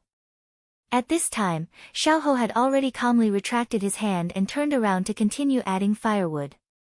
He didn't care about her furious appearance at all. If the enemy didn't accept the challenge, it was useless for her to stomp her feet on the side. "Forget it, I won't bicker with him." She brushed her hair. Seeing that everyone was busy, she couldn't help but ask Nanny Ren, "Is there anything I can help with?" Nanny Ren was on the side and had been watching the interaction between the two. When she saw it, she felt joy in her heart and showed it on her face. When she heard Pang Zhijing's question, she thought for a moment, "Can you help this old woman pick some vegetable leaves?" "That's easy." She rolled up her sleeves, took the basket, and went outside to the courtyard without another word. Hearing the movements in the courtyard, Nanny Ren looked at His Highness who was controlling the fire with a smile and pretended to carelessly say, "Your Highness, where did you find this girl? She's kind, lively, and cute. This old woman hasn't seen such a naive girl in a long time." Xiaohou's hand that was holding the branch paused for a moment before he continued to touch the fire. "She fell from a tree." Although these words did not reveal Pang Zhijing's identity, it was undeniable that when they first met, she had fallen into his arms. Granny Ren was amused. It seemed that their encounter would be very interesting. "What does your Highness plan to do with this girl in the future?" "That's all." In the face of someone who truly cared about his mother, Xiaohou was a little embarrassed to talk about the marriage between the two of them. If it was something else, Granny Ren might not ask anymore, but this was a major event related to His Highness's life. There was no elder in the Wangfu who could help him manage it, so she couldn't help but ask until the end. In any case, her old face was not thin. "Are you planning to take her into the prince's mansion?" Granny Ren continued to ask. Xiaohou felt a headache coming on. He didn't want to tell her so early, but he was worried that she would ask Pang Zhijing. Pang Zhijing was usually very shameless, but when it came to this kind of thing, her skin was thinner than anyone else's. "She is the princess." This simple and clear sentence not only explained Pang Zhijing's identity, but also informed her of her attitude and where she belonged. Granny Ren was pleasantly surprised. Previously, there was a rumor that His Highness had become the prince consort. She and the old man had always complained that the heavens were unfair and that His Highness had suffered since he was young. Now, he was going to become the sacrifice of a marriage alliance. The people of the southern Sung country were valiant and the princess was unruly. If His Highness married her, it was like marrying a tigress into the family.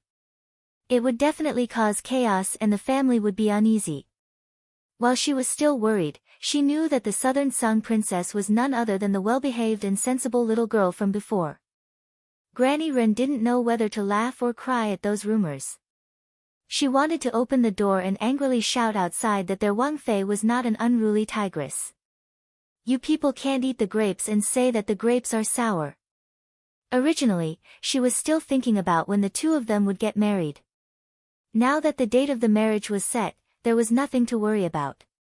Granny Ren felt that her heart, which had been anxious for half of her life, could finally settle down. Although the marriage partner was the princess, Granny Ren was even more satisfied when she saw that the two of them were in love with each other. She couldn't help but sigh, "Very good, very good." Much better than Mississippi. Xiaohou's expression tightened when he heard this. If it wasn't for that framing, maybe mother could be together with the person she likes. His mother originally had a childhood sweetheart fiancé.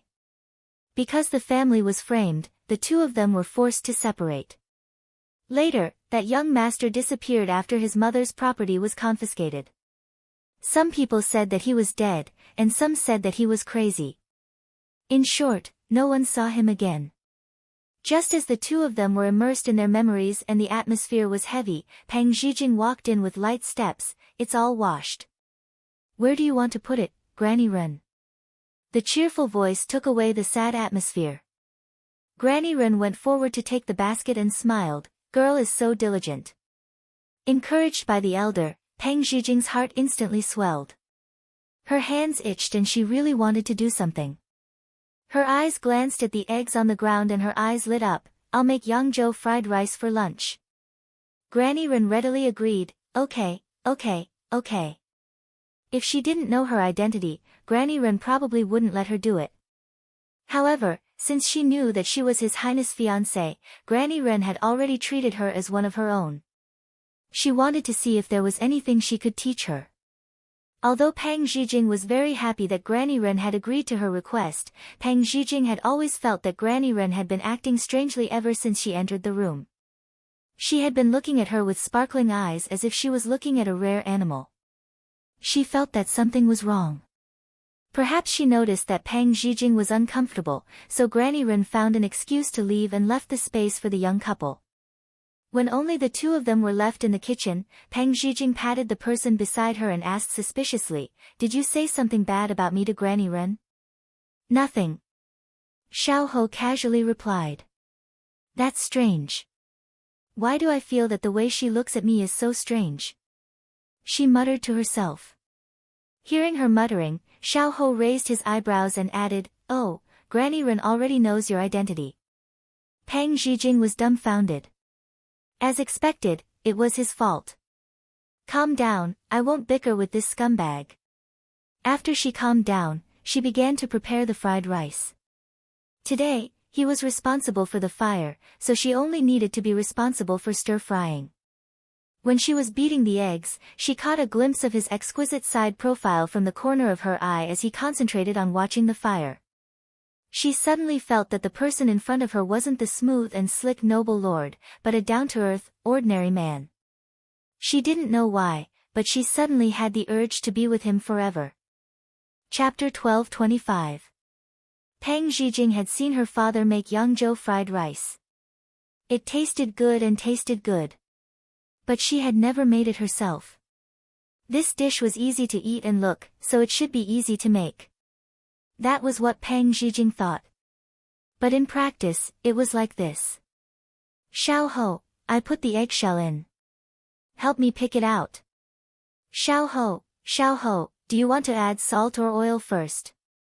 Xiao Ho, it's burnt." Xiao Ho, pour water on it." Xiao Ho, in the end, the Yangzhou fried rice that was placed on the table was charred black. Xiao Ho was silent. Pang Zhijing was silent. Granny Ren looked at the two of them and immediately tried to smooth things over. It's probably Zhijing's first time making it, so it's inevitable that there will be problems. It's already very good to be able to cook it. Keep up the good work in the future. Pang Zhijing, who was very depressed, looked at Granny Ren with tears in her eyes when she heard her consolation. Really? Her pitiful look really made one's heart ache. Granny Ren was immediately subdued by her cute appearance and nodded repeatedly. Xiao Ho couldn't help but facepalm. It's said that a loving mother leads to a wastrel. The situation in front of him was almost the same. Granny Ren took care of the rest of the dishes herself. She chased the two of them out and let them play by themselves. After leaving the kitchen, Xiao Ho thought for a while and took her to the courtyard to wait. Because of the heavy rain last night, the wind was cool and it wasn't very hot today. When they arrived at the courtyard, Pang Zhijing realized that there was another world here. Because it was too dark last night, she didn't see it clearly. At this moment, there were many wooden racks set up. Grapevines were entwined all over the racks, and the green leaves were lush. Bunches of green grapes hung down, fluttering in the wind. They were like naughty children swinging on a swing. Looking at this small cluster of green grapes, she felt her teeth ache. Xiao Ho caught a glimpse of her strange and conflicted expression from the corner of his eyes. He explained calmly, "It's not ripe yet. It'll be fully ripe in August or September." He paused for a moment, looked away, and said uncomfortably, "When the time comes, I can bring you to taste it." Hearing this, Peng Zhijing's eyes lit up. Looking around, there were groups of them. When the time came, they could pick and eat a bunch.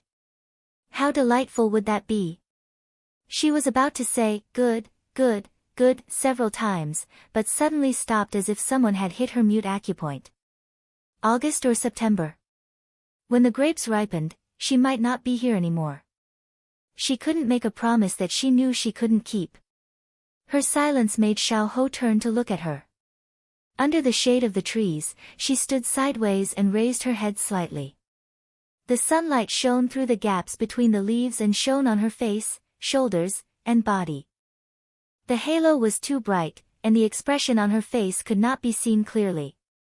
However, she, who was shrouded in the halo, gave off a faint feeling of sadness. He was slightly stunned and felt an inexplicable tug at his heart. However, at this moment, she suddenly turned her head. With her back facing the sun, she smiled brightly at him. "How about I teach you to recite a tongue twister about grapes?" Xiao Ho did not hear what she said clearly.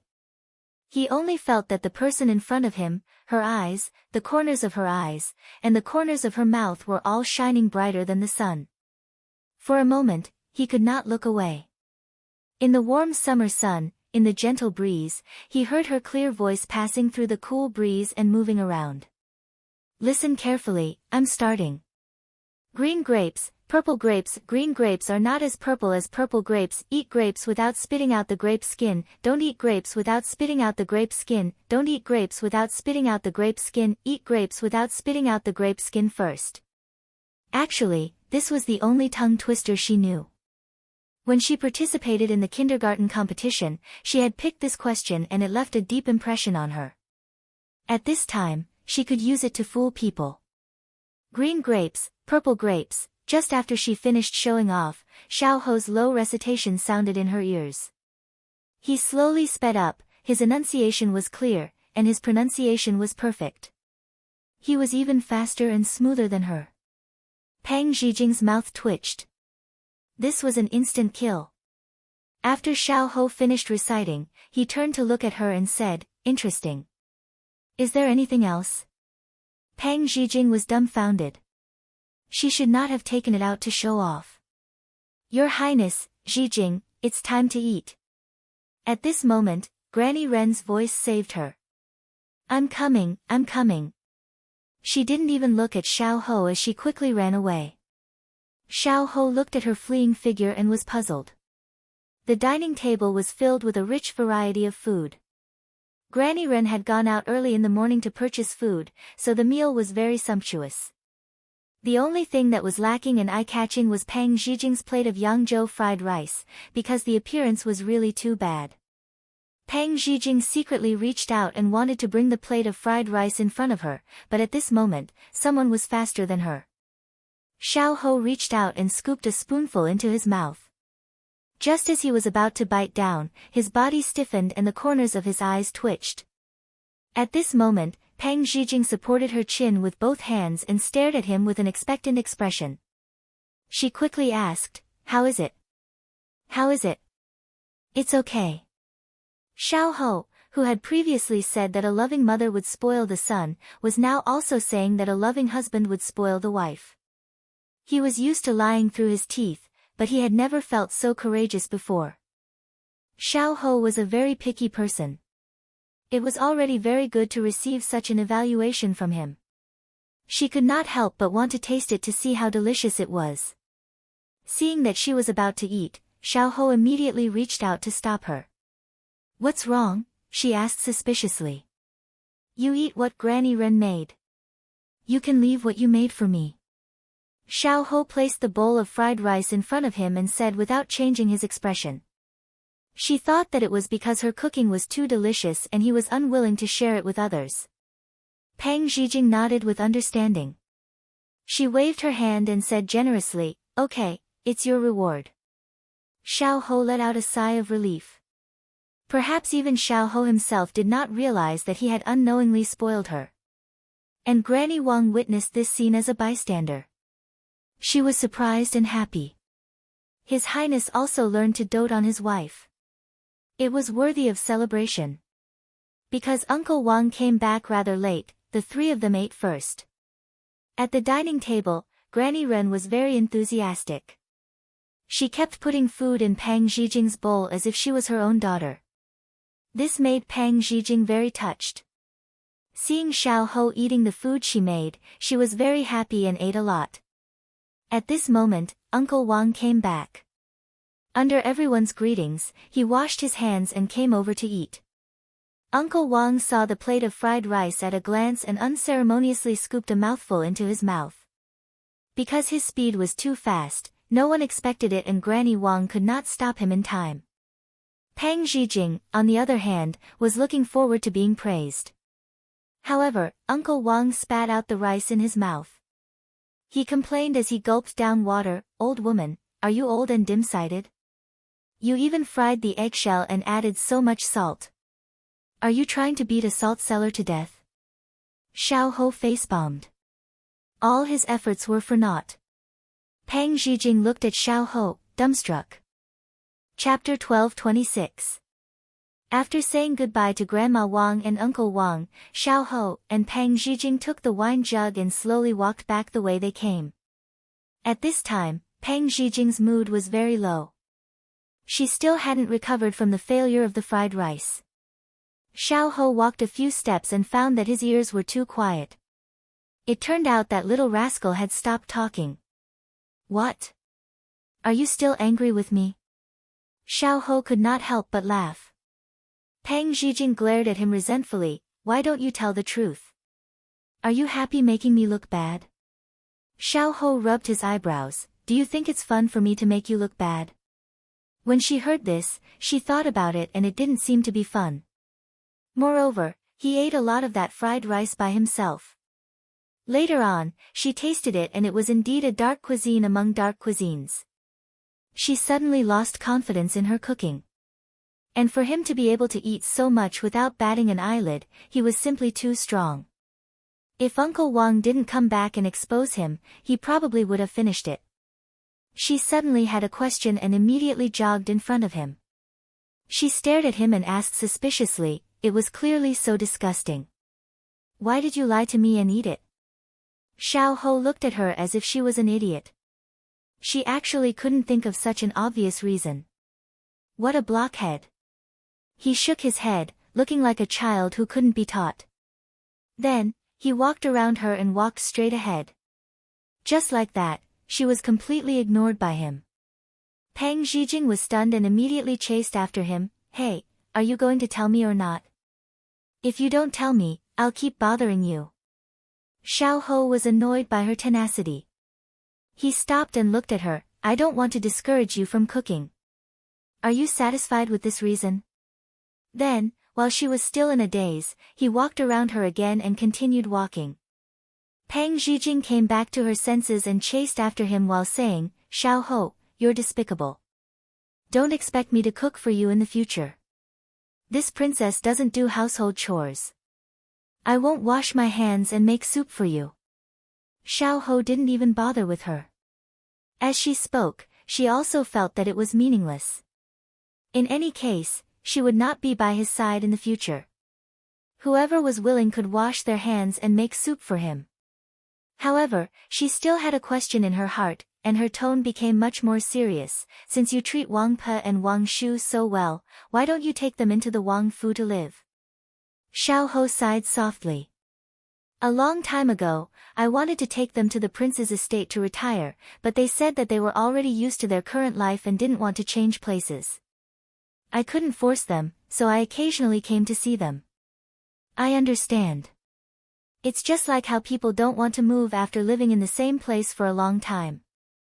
The old people in my hometown worked hard for their children all their lives. In the end, when their children wanted to take them in to enjoy life, none of them were willing. They said that they were more willing to stay in their hometown where they had friends and family and a familiar environment. So, Just follow their wishes and visit them often. Don't let them become empty nest old people. She was rather moved because her grandparents were just like that. They had always stayed in the small village and were unwilling to go to the city to live with them.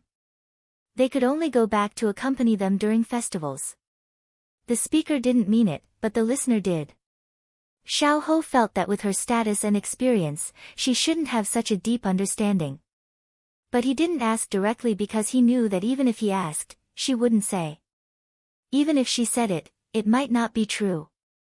After being together for so long, he already knew what kind of personality she had. But you don't have to worry. After they get married, they will move into the Wang Fu and accompany you. She had been walking well, but when she heard him say this, she almost tripped over herself. What did you just say? Say it again. She started to doubt her ears. Xiao Ho hadn't thought that she would have such a big reaction. Raising a brow, he told her what he had said to Wang Pe in the kitchen. Wang Pe feels that she is old and wants to spend more time with us. But I feel that her main reason is to help you gain a foothold in the Wang Fu. She used to be my mother's wet nurse, and at the same time, she was responsible for managing the size of the inner yard.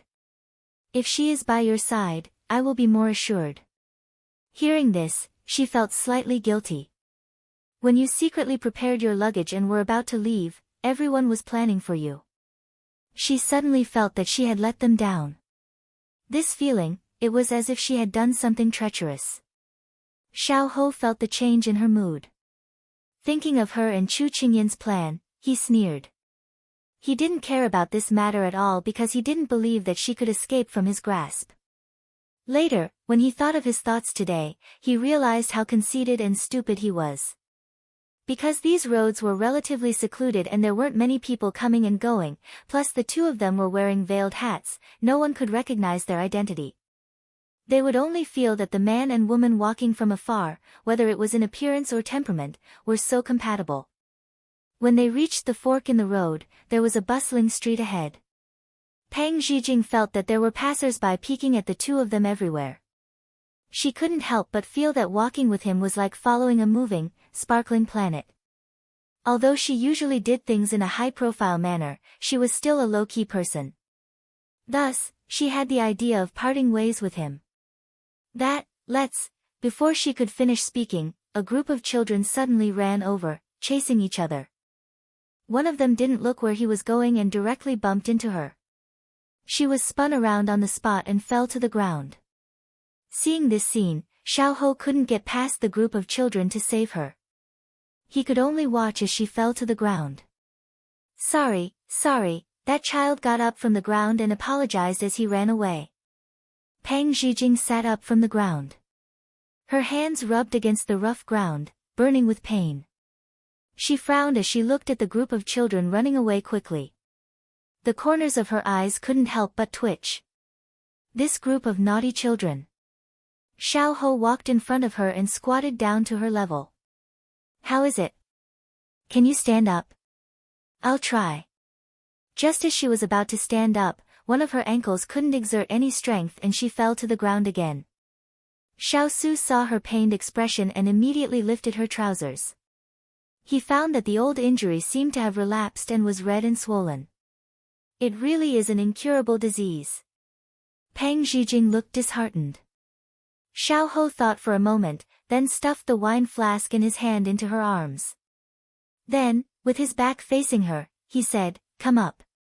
Pang Zhijing looked at the wine flask in her hand, then looked at his shoulders that didn't look broad but were actually very muscular.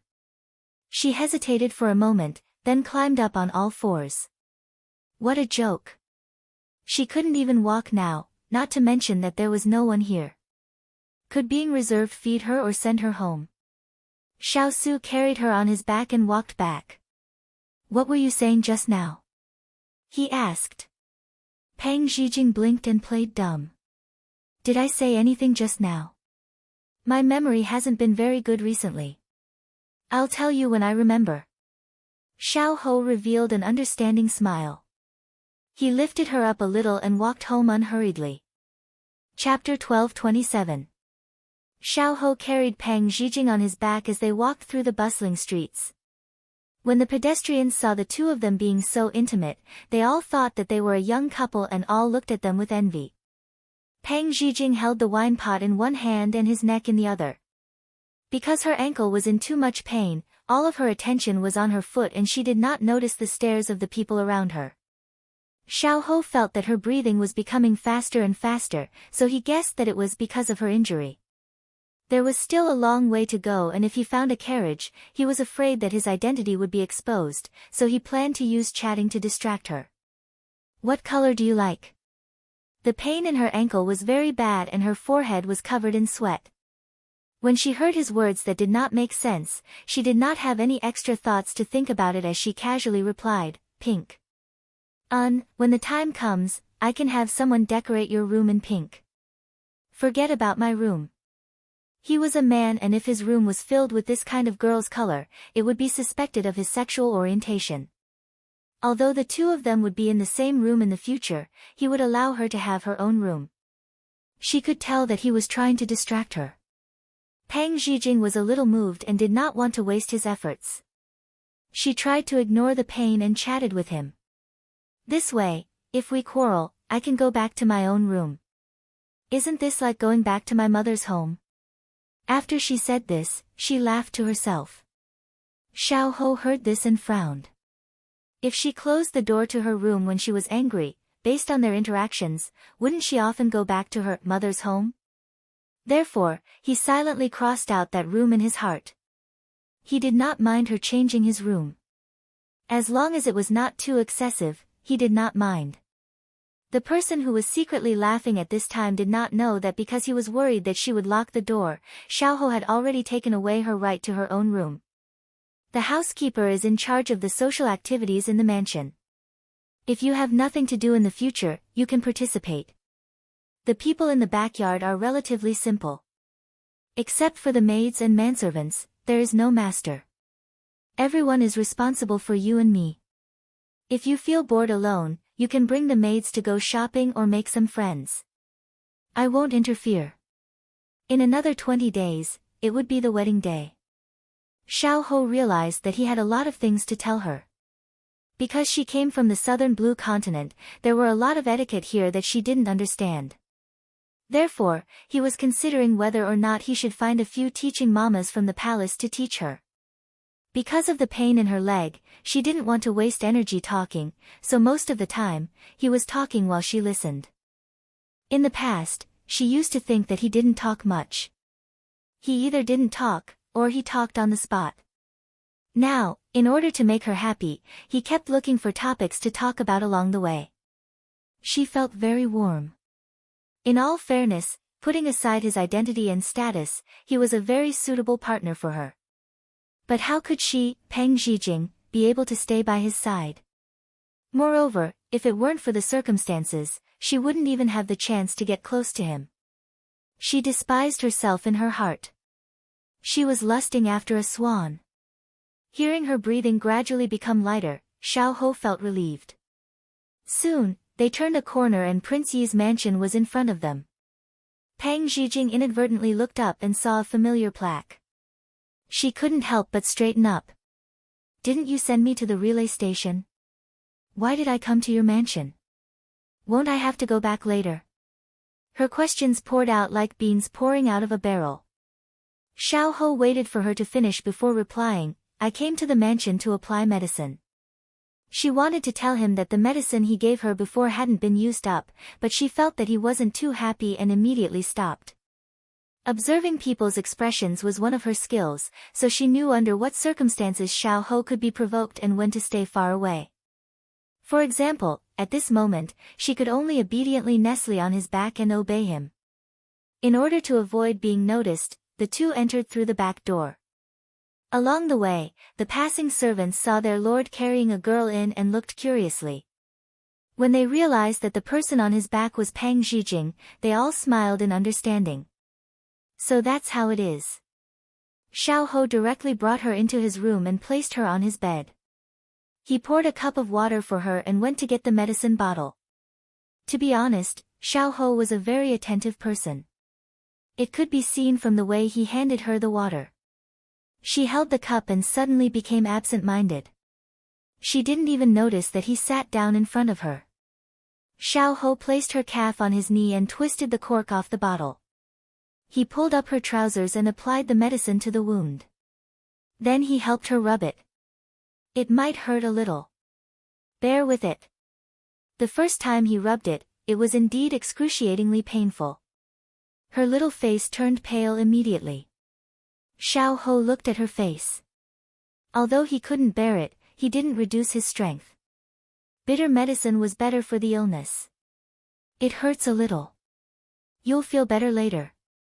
She reluctantly nodded. After a while, it really didn't hurt that much. Xiao Ho remembered the doctor's instructions. Because her ankle wasn't treated in time and the medicine was used improperly, it left behind a root cause. If it wasn't treated properly, it would relapse once she twisted it. Thus, he patiently helped her circulate her blood and remove the blood stasis. A serious man was the most charming. Pang Zhijing watched as he lowered his head and carefully rubbed her ankle. Ripples appeared in her heart. There was a question that had been hidden in her heart for a long time. At this time, she couldn't help but ask. Xiao Ho, what is your motivation to live now? In other words, what is supporting you to live until now? Xiao Ho's fingers paused. He looked up at her with a scrutinizing gaze. She looked into his eyes and said word by word, it's hatred. Am I right? As soon as she finished speaking, Xiao Ho's relaxed expression instantly disappeared.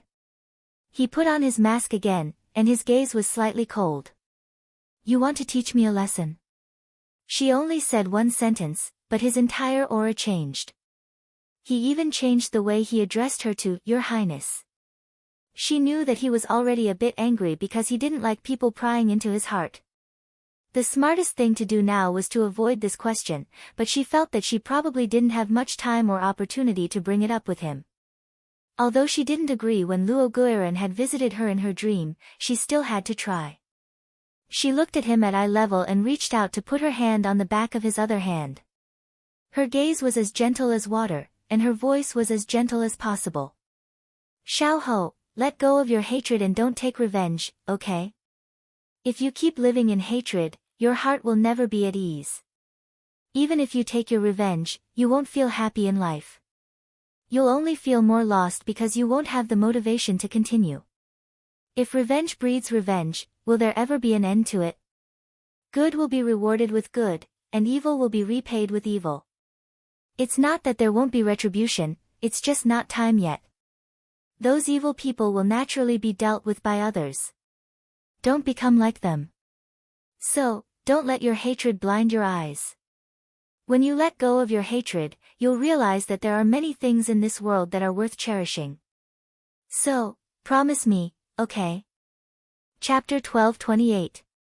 She wanted to do something for him before she left. But he didn't have to worry about food or clothing, and he didn't lack anything. This was the only thing that was fatal. On the road to revenge, one's heart would be lost, and one's humanity would be lost. She didn't want him to slowly turn into a cold, vengeful machine. So the only thing she could do was to persuade him to give up on revenge. Xiao Ho looked at her expressionlessly. What else do you have to say? Say it all at once. She could feel his coldness, but now that the arrow was already on the bow, she had no choice but to release it. If she didn't say it this time, she probably wouldn't have another chance next time. She tightened her grip and held his hand tightly, using her actions to tell him her determination.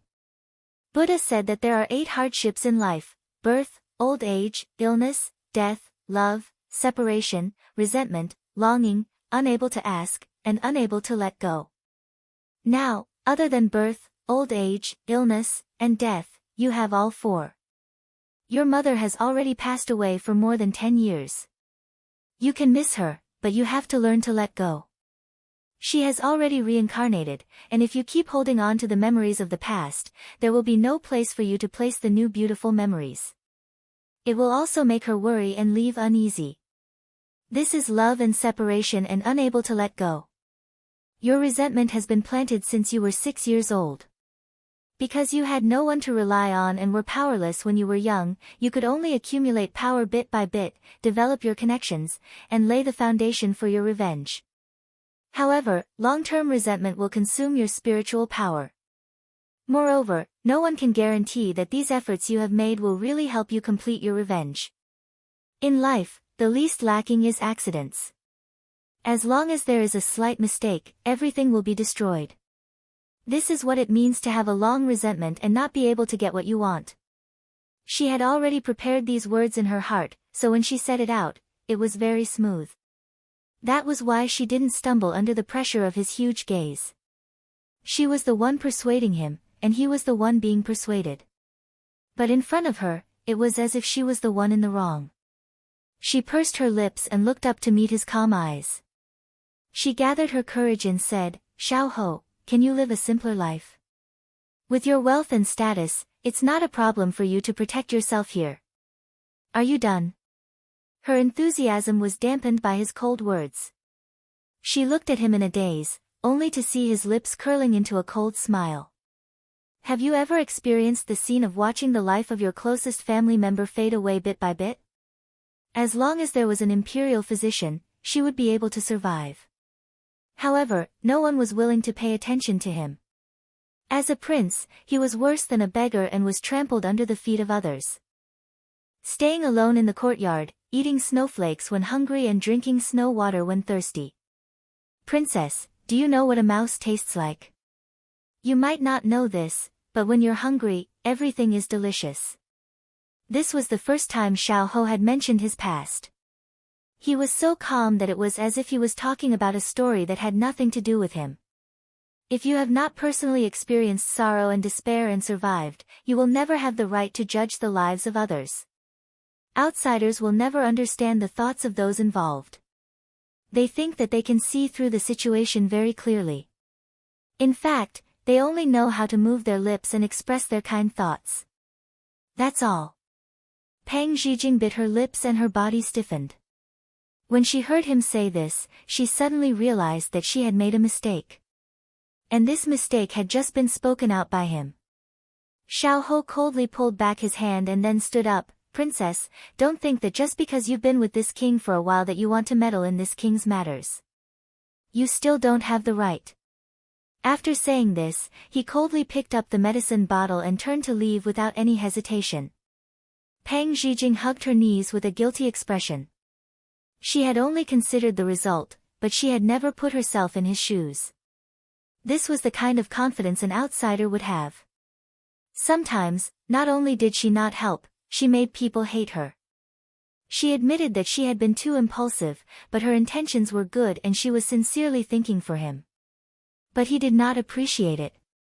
As expected, she did not have the right to affect him. To him, she was just an insignificant passerby. Being with him for the past few days made her forget her identity. She was just a chess piece in their plan and now, she was about to become a useless chess piece. She wiped the tears from the corners of her eyes. Auntie Luo, I've already done my best. Forgive me for not being able to do anything. At this time, the steward came in with some people. Princess, Lord has already asked this old servant to arrange a carriage for you to return to the relay station. These 2 servant girls will help you into the carriage. She was being asked to leave so soon. Pang Zhijing laughed at herself. Then let's go now. The steward immediately had the servants help her. She could only use her other leg to walk and her injured leg was barely supporting her. The steward escorted her and Pang Zhijing was silent the entire way. The steward saw this and was a bit puzzled. He couldn't help but ask, Princess, did you quarrel with Lord? Pang Zhijing shook her head, you're thinking too much. The steward saw that her expression wasn't too good and tactfully didn't ask further. When she left the courtyard, she suddenly asked, where is your lord right now? Xiao Ho heard the footsteps behind him and asked without turning his head, he left? After he finished speaking, there was no answer for a long time. He frowned slightly and turned around. But when he saw who it was, his expression was slightly stunned. However, he quickly adjusted his expression and asked in a flat voice, why are you here? Pang Zhijing was hurt by his coldness. She was silent for a while and lowered her eyes. She tried to make her voice sound normal. I'm here to apologize for what I said just now. Xiao Ho frowned slightly and looked at her. At this time, she plucked up her courage and said seriously, I haven't experienced the past you mentioned, so I can't understand your persistence and decision. That's why I said so many inappropriate things to you. I was too self-righteous and thought that I could judge your life from a bystander's point of view. Don't worry, I won't interfere with your life in the future. I'm sorry. She bowed deeply to him to express her most sincere apology. After saying this, she didn't care if he was listening, what expression he had after hearing it, or what he was thinking. She tiptoed on her injured leg and turned around unsteadily. Then, she limped out with some difficulty. She was asking for trouble today. She reaped what she sowed. It was her own wishful thinking. She fiercely scolded herself in her heart. At this time, her feet suddenly flew into the air and her entire body fell into a broad embrace. She widened her eyes and immediately looked up. She saw Xiao Ho pursing his lips and carrying her out of the residence with firm steps. I'll send you out. His voice was very stiff, as if he was still angry, but his actions were very gentle. From this angle, she could only see his tense chin. She couldn't help but lower her eyes as her heart churned like an ocean. It was like a person who had been sentenced to death and suddenly had a reprieve. What should she do? She seemed to like him more and more. Chapter 12:29. Today was supposed to be the day off, but someone from the imperial palace came to summon Xiao Su. Chu Qingyan helped him tidy up his clothes as she asked, Big Ice Cube, His Majesty has been quiet for the past few days. Now that he's looking for you, do you think he wants to talk about us leaving the capital? Xiao Ho paused in the middle of straightening out his sleeves. He muttered to himself for a while before saying, I can't guess Imperial Father's thoughts. If it's about leaving the capital, then it's fine. If it's about something else, then I'm afraid there will be a change in our departure. Originally, based on Imperial Father's attitude at that time, the matter of leaving the capital should have been settled quickly. However, Imperial Father hadn't mentioned it recently. She couldn't help but feel puzzled. Could it be that something had happened? He lowered his eyes and saw the little fellow's distressed expression. He couldn't help but smile. He raised a finger and lightly tapped the space between her brows. No matter what happens, it won't change our intention to leave. Don't think too much about it. Wait for me to come back first. Hearing this, Chu Qingyan could only put away her gloomy mood and nodded, then go quickly and come back quickly. Who knows, we might even be able to leave the city and send Glutinous Rice Ball to Bai Yutang and the others to reunite. Xiao Ho smiled and rubbed her head. After agreeing, he strode out the door. Just as he guessed, Imperial Father had something to tell him this time and had delayed his previous request. Sichuan Emperor sat behind the desk and solemnly instructed, the wedding procession sent by Nansang has already arrived outside the city. They will enter the city tomorrow. You will still be in charge of patrolling the capital. Be careful of these people and see if there are any malicious schemes. After he finished speaking, he subconsciously looked at his son who had been unusually silent since he came in to pay his respects. Although he had long been accustomed to his son's coldness, the Sichuan Emperor still felt a little uncomfortable. However, it was true that he didn't handle this matter properly. He then explained. The matter of you leaving the capital can be delayed for now. I have already moved General Li Weiyuan back from the border to take over the position of commander of the 3 armies. When he arrives in Jingdo, you can hand over all the matters at hand to him. At that time, whether you want to stay in the capital or return to your fief, I will agree to both. After saying this, Sichuan Emperor felt a little displeased. Every time he was in front of his son, no matter how dignified he would always be overwhelmed by his aura. This was also the reason why he didn't like his son all these years. His aura was too strong. If this aura came from a king, it would be very reasonable. But if it wasn't, it would only make people afraid. Sichuan Emperor was such a sharp and proud person that he could not accept being inferior to others. Therefore, he was unwilling to see Xiao Su for many years.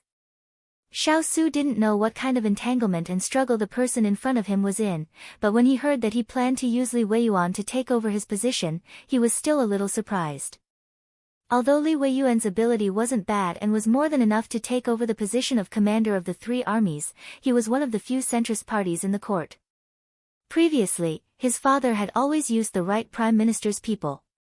He originally thought that his father would also use the right prime minister's people this time.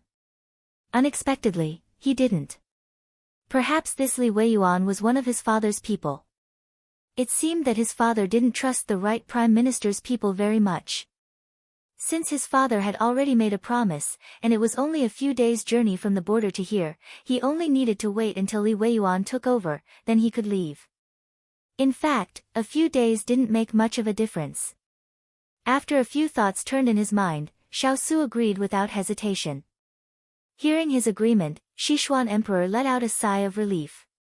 In reality, Li Weiyuan taking over wasn't the most important thing.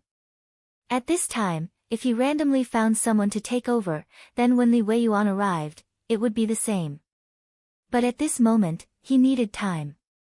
He still hadn't made a decision about Ranner's matter.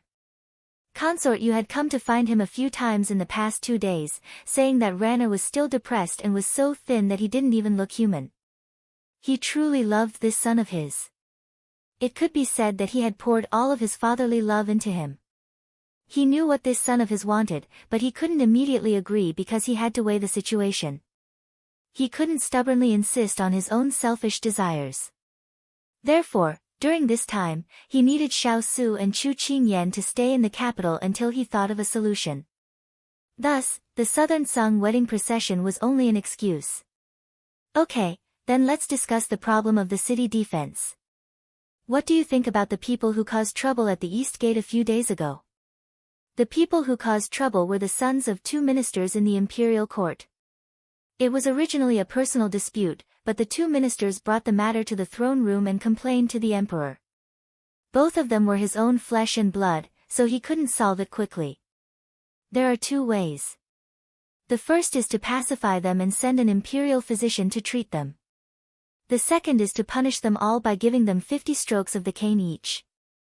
Xiao Su didn't even need to think before giving 2 answers. Sichuan Emperor's eyes lit up. The first method could not only pacify the matter but also show his magnanimity. The second method was to warn others. In the future, the ministers in the imperial court would restrain their children and not cause trouble so easily. This would also prevent them from bothering him the next time it happened. His gaze fell on his calm son in front of him and felt a bit regretful. If it weren't for some other reason, he would have thought that his son was a good seedling to help him rule the country. Unfortunately, while Xiao Su was left in the imperial study to help Sichuan Emperor solve the problem, Chu Qingyan was sitting in the courtyard. She was a bit impatient and bored from waiting. Glutinous rice ball was brought to the room by her father to play. Jasper went to the ready-made clothes store to help her get new clothes. As for Xining, she gave her a day off so that she could go play with Jean Xian. Then, everyone went out. She was the only one left feeling sorry for herself. When she was bored to death and wanted to find Huoling or Turan to fight and relax, a shadow appeared in her field of vision. She looked at the shadow on the ground and rubbed her chin while studying it. Stand there and don't move. Let me guess who it is. Today, she's wearing a butterfly hairpin, jade earrings that are half a finger long, and a willowy waist. TSK, TSK, TSK, little beauty Huang Yi, am I right? She turned her head with a smile and saw Huang Yi helplessly looking at her with an amused expression. Little Princess Consort, is it fun to tease this servant? Chu Qingyan reached out a finger and shook it. No, no, no, you're wrong. It's teasing. Seeing the little Princess Consort seriously defend herself, Huang Yi didn't know whether to laugh or cry. Little Princess Consort, if the Lord heard this, he would skin this servant alive. Huang Yi's expression made Chu Qingyan happy. She laughed until she was convulsing. Huang Yi, you're too cute. Teasing you is more fun than teasing anyone else. Seeing her innocent and defenseless little face, Huang Yi couldn't help but tightly grip the tray in her hands. Chapter 1230. After laughing, Chu Qingyan propped up her chin with one hand and waved at her with the other. Come, come, come, chat with me. Otherwise, I'll be so bored by myself. Huang Yi was stunned for a moment before placing the tray in her hands on the stone table. She said to her, "This servant is here to deliver snacks for you. After delivering them, I have to go to the kitchen and can't chat with you. How about this servant find a few people to chat with?" Hearing Huang Yi's suggestion, Chu Qingyan couldn't help rolling her eyes at the sky. Then she reached out and pulled her to sit on the stone chair. Pressing down on her shoulder, she said in a helpless tone, "I say, don't always stay in the kitchen. The weather is so hot and you don't even know how to be lazy. Why are you so honest? Also, we only eat 3 meals a day. You don't have to be so tense all the time." Huang Yi didn't know whether to laugh or cry when she heard this.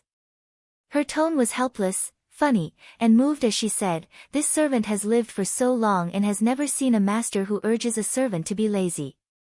I've also never seen a master who dislikes a servant for being too hardworking." Chu Qingyan waved her hand and said with an indifferent expression, "Isn't it because I feel sorry for you? Also, I'm a wise master. I let people work for me and not work for me." Huang Yi looked deeply at her. She felt that the person in front of her was kind and gentle. In her entire life, she had never met anyone who treated her better than her.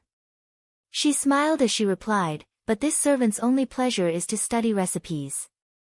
Every time I make a new dish and see my masters eat it with satisfaction, this servant will feel a sense of accomplishment. Little Princess Consort, didn't you say that life is short and we should seize the opportunity to do what we like? How can you deprive this servant of her pleasure?" Yo, you've learned to refute me. Not bad, you've improved." Chu Qingyan laughed loudly. Other than Jasper and Xining, she liked to talk to Huang Yi the most. This was because she wasn't like other people who were afraid of her status and didn't dare to be close to her. Huang Yi was a culinary fanatic. In her world, there was nothing more important than cooking. People who were deeply attached to a hobby like this were the easiest to get along with because their minds were on their hobby and they didn't have any extra thoughts to care about the outside world. It was because of this that they didn't have any thoughts of scheming against others. Living purely and simply, everything was for their hobby. Huang Yi stuck her tongue out. How would this servant dare? Isn't it because little Princess Consort is making fun of me? Before she entered the King of England's Fu, there were 7 servant girls who were responsible for Big Ice Cube's food and living. However, after she came, 3 of the 7 left because of her. Now, there were only Huang Yi, Lve, Qing Yi, and Lani left. But because of her, other than Huang Yi, Big Ice Cube didn't need them to interfere in anything. She felt very apologetic and gave other tasks to the 3 of them. Now, they each had their own things to do and it was quite fulfilling. Now that they were all old, she had to think about their lives for them. It would be best if she could settle them down before she left the capital. If she couldn't make it in time, she would go back to Liancheng and slowly help them find a partner. After all, they had followed Big Ice Cube for so many years. They were dutiful and diligent, so she had to be responsible for them. At this time, Huang Yi was in front of her. There was no time like the present. She could start with her. Huang Yi naturally didn't know that the little Princess Consort who was staring at her like a wolf had a country squire in her heart. Right now, her mind was on the electric heart on the stone table. Chu Qingyan didn't see anything wrong with her. Right now, she was only thinking about how to mention this matter to her. "Huang Yi, come, let's talk about bosom friends." Huang Yi didn't understand. "Please say it." After thinking for a while, she still felt that it was better to ask directly. She didn't want her to give an ambiguous answer. "You've been in the Fu for so long. Is there anyone you like, someone you care about?" This was too direct. Huang Yi froze on the spot. "Little Princess Consort, what are you saying? Aren't I just worried about the important matters of your lives? I can't just watch you work in the kitchen for the rest of your life and be lovey-dovey with your recipes. Chu Qingyan reached out to touch her forehead. She shook her head and sighed. She was a bit angry that she didn't fight for it. Huang Yi's face turned red. This servant doesn't want to think about important matters of life. This servant wants to stay in the Wang Fu for the rest of my life. Chu Qingyan copied Xiong Yao's way of speaking. Ha, ha, ha, it's usually like this. I won't marry, I won't marry, I won't listen, I won't listen. But in the end, isn't it still arranged by their parents to marry the right man? Then they love each other and live a happy life? Huang Yi's face turned red from her teasing. She couldn't help lowering her head and stomping her feet. Little Princess Consort, don't tease this servant.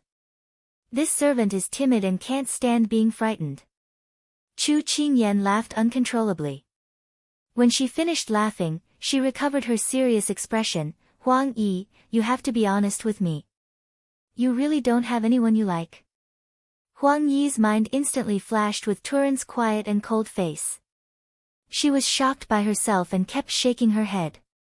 Chu Qingyan nodded when she saw this and made a decision. Since you don't have anyone you like, then I'll help you choose. You're all orphans and don't have parents to worry about you. Then as your master, I'll reluctantly help you. Huang Yi looked at the little princess who said reluctantly, but was actually smiling so much that her eyes couldn't be seen. Her scalp couldn't help but tighten. After Chu Qingyan finished speaking, she seriously started to choose people in her mind. Once she decided on something, she would be serious and do her best. At this time, a figure appeared under a tree not far away. Huang Yi's gaze couldn't help but follow it. It was Turin. At this time, there were 2 guards following behind him. He was facing them and she didn't know what he was saying. At this time, a head suddenly came over from beside her and muttered, Turin seems to have just turned 20. He's generous and does things calmly. He's very compatible with your noisy personality. This is called complementing each other. Huang Yi was shocked. She hurriedly said, Little princess, what are you saying? Chu Qingyan pulled back her head and blinked at her. I'm analyzing a person for you. Look, Turin is the head of His Highness's top secret guards. His position isn't low, right? His salary isn't low, right? He's trustworthy and he's good at working. If you want to move a stove or carry some firewood, just give it to him. Don't you think it's very necessary for your household? Huang Yi's face turned red from her words. Could she really marry Turin Darren? Obtain happiness? At this time, Chu Qingyan's mouth was dry from talking. When she saw the soup she sent over, she couldn't help but reach out and ask, What delicious food did you make for me today? Refreshing and detoxifying bean soup. Huang Yi absent-mindedly replied. When she finished speaking, she instantly looked up and saw that the little princess was about to put the soup into her mouth. Chapter 1231. In a courtyard in the capital. Higashio Motetsu was resting on his bed with his eyes closed. His folding fan was placed over his face, covering his face. He looked very relaxed and at ease. At this moment, Xuanqi Zimo hurriedly ran in. Young palace master, something bad has happened. No one saw how the person on the bed moved, but the folding fan smashed into the person's face with a loud smack. Xuanqi Zimo immediately shut his mouth, picked up the fan on the ground, and walked in quietly. His master, who had been woken up by him, slowly opened his eyes. He frowned slightly and said with a displeased expression, Do you still remember the consequences of disturbing this young master's sleep? Higashio Motetsu still looked lazy and charming, but his usually healthy and rosy complexion was now a little pale. His vitality was also much worse than usual. Xuanqi Zimo recalled how he had been ordered to hold a water jar and do a horse stance under the sun. He shivered all over. Seeing that he had scared him enough, he changed his position and yawned. What happened? Xuanqi Zimo looked at his master's tired appearance and remembered that he had been sleepy for several days. He was a little worried, but he still talked about business first. because he knew that this matter was extremely important to the young palace master. Just now, when this subordinate returned from the headquarters, I heard the assassin group say that assassin Mei Ji had mobilized the spies hidden in the King of England's residence to kill Miss Chu. As soon as he finished speaking, the person who had been lying down lazily suddenly stood up. He stepped in front of Xuanqi Zimo in a single step and grabbed him by the collar. He asked sternly, "When did this happen?" "In the past 2 days." Xuanqi Zimo was almost unable to breathe because he was being held so tightly. He struggled to say these few words. Higashio Motetsu was stunned. He immediately threw Xuanqi Zimo aside and quickly walked out the door. "Little girl, you mustn't let anything happen to you." Xuanqi Zimo panted a few times. Seeing him leave without looking back, he hurriedly followed. "Young palace master, your current body is not suitable for using internal energy." Before he could finish speaking, he had already gathered his internal energy and used his qinggong to quickly leave the courtyard. In the King of England's residence. Seeing that the young consort was about to drink the bean soup, Huang Yi suddenly stood up and knocked the bowl out of the young consort's mouth. Chu Qingyan's face was filled with confusion. Before she could react to what was happening, the bowl of pea soup had already fallen to the ground, spilling its contents all over the floor. The little green beans were also jumping around like mischievous children. As the soup slowly spread in all directions, Chu Qingyan's gaze shifted from the ground to Huang Yi. At this moment, she was still in shock. She was about to ask Huang Yi what had happened and why she suddenly did such a frightening thing when Turan, who had heard the commotion, immediately walked over. He saw the overturned bowl on the ground and then looked at Huang Yi. He then asked his young consort, "Did something happen?" Chu Qingyan saw Huang Yi's subconsciously pale face. She remembered that she had wanted to matchmake the two of them.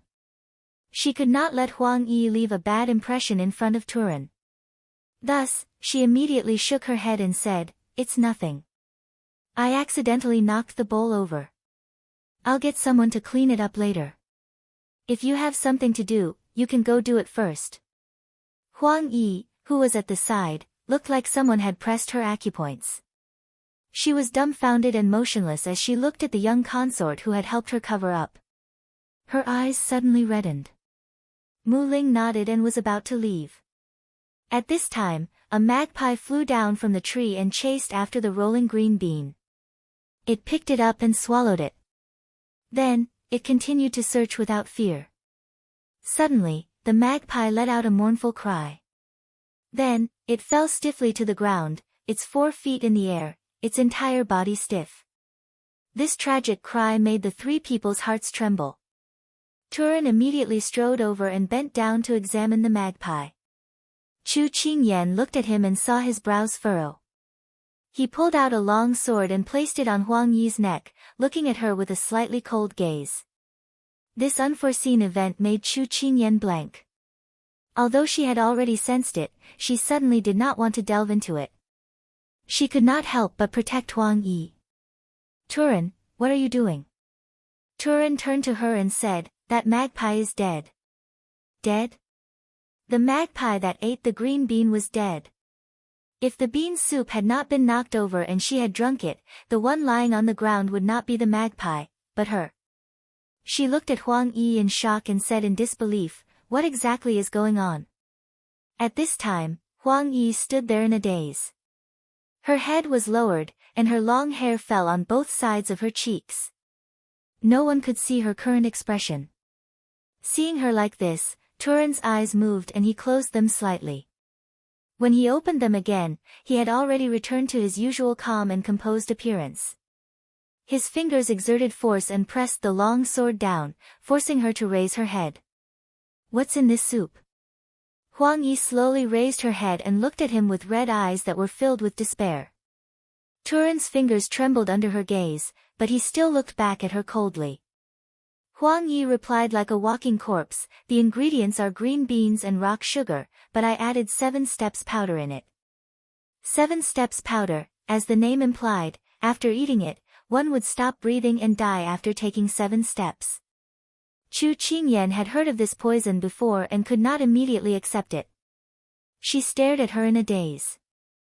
Turan's expression instantly darkened. He asked sternly, "Why did you do this? Who ordered you to do this?" Huang Yi closed her mouth tightly and did not answer. Just as Turan was about to call for people to take her away, Huang Yi suddenly knelt down in Chu Qingyan's direction. From the moment the bowl fell to the ground, she did not dare to look at the young princess consort.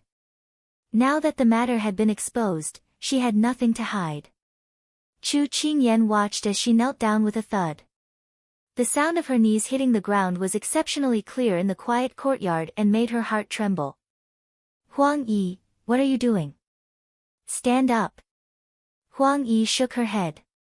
She raised her head to look at her. Her soulless eyes regained their luster and she said with red eyes, "Young princess consort, this servant has wronged you. This servant has betrayed your trust. This servant deserves 10,000 deaths. Hit this servant, scold this servant. Even if you kill this servant will have no complaints." Seeing Huang Yi like this, Chu Qingyan's heart clenched. She held on to the stone table and looked at Huang Yi's eyes filled with guilt and self-blame. She quickly asked, "Huang Yi, tell me, did someone force you? Tell me who threatened you and I'll help you vent." Meeting the young princess consort's hopeful eyes, Huang Yi's heart ached. Even at this time, the young princess consort was still willing to believe her and was still willing to stand by her side. She forced back the tears in her eyes and lowered her head. She did not have the face to look at this person who trusted her so much. She gritted her teeth and slowly shook her head. "No one forced me. I was just following orders." Chapter 1232. Chu Qingyan's body swayed. She found it hard to believe that the person she had treated with sincerity would one day turn hostile and give her arsenic. Huang Yi knelt there with her head bowed. It was as if she could not feel her surroundings.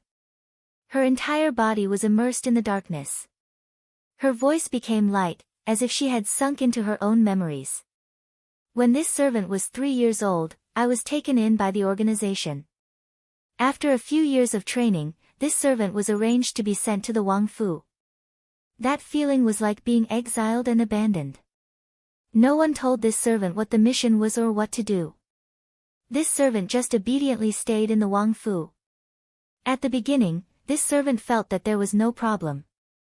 But after getting along well with the people in the Wang Fu, I gradually forgot that I was just an informant.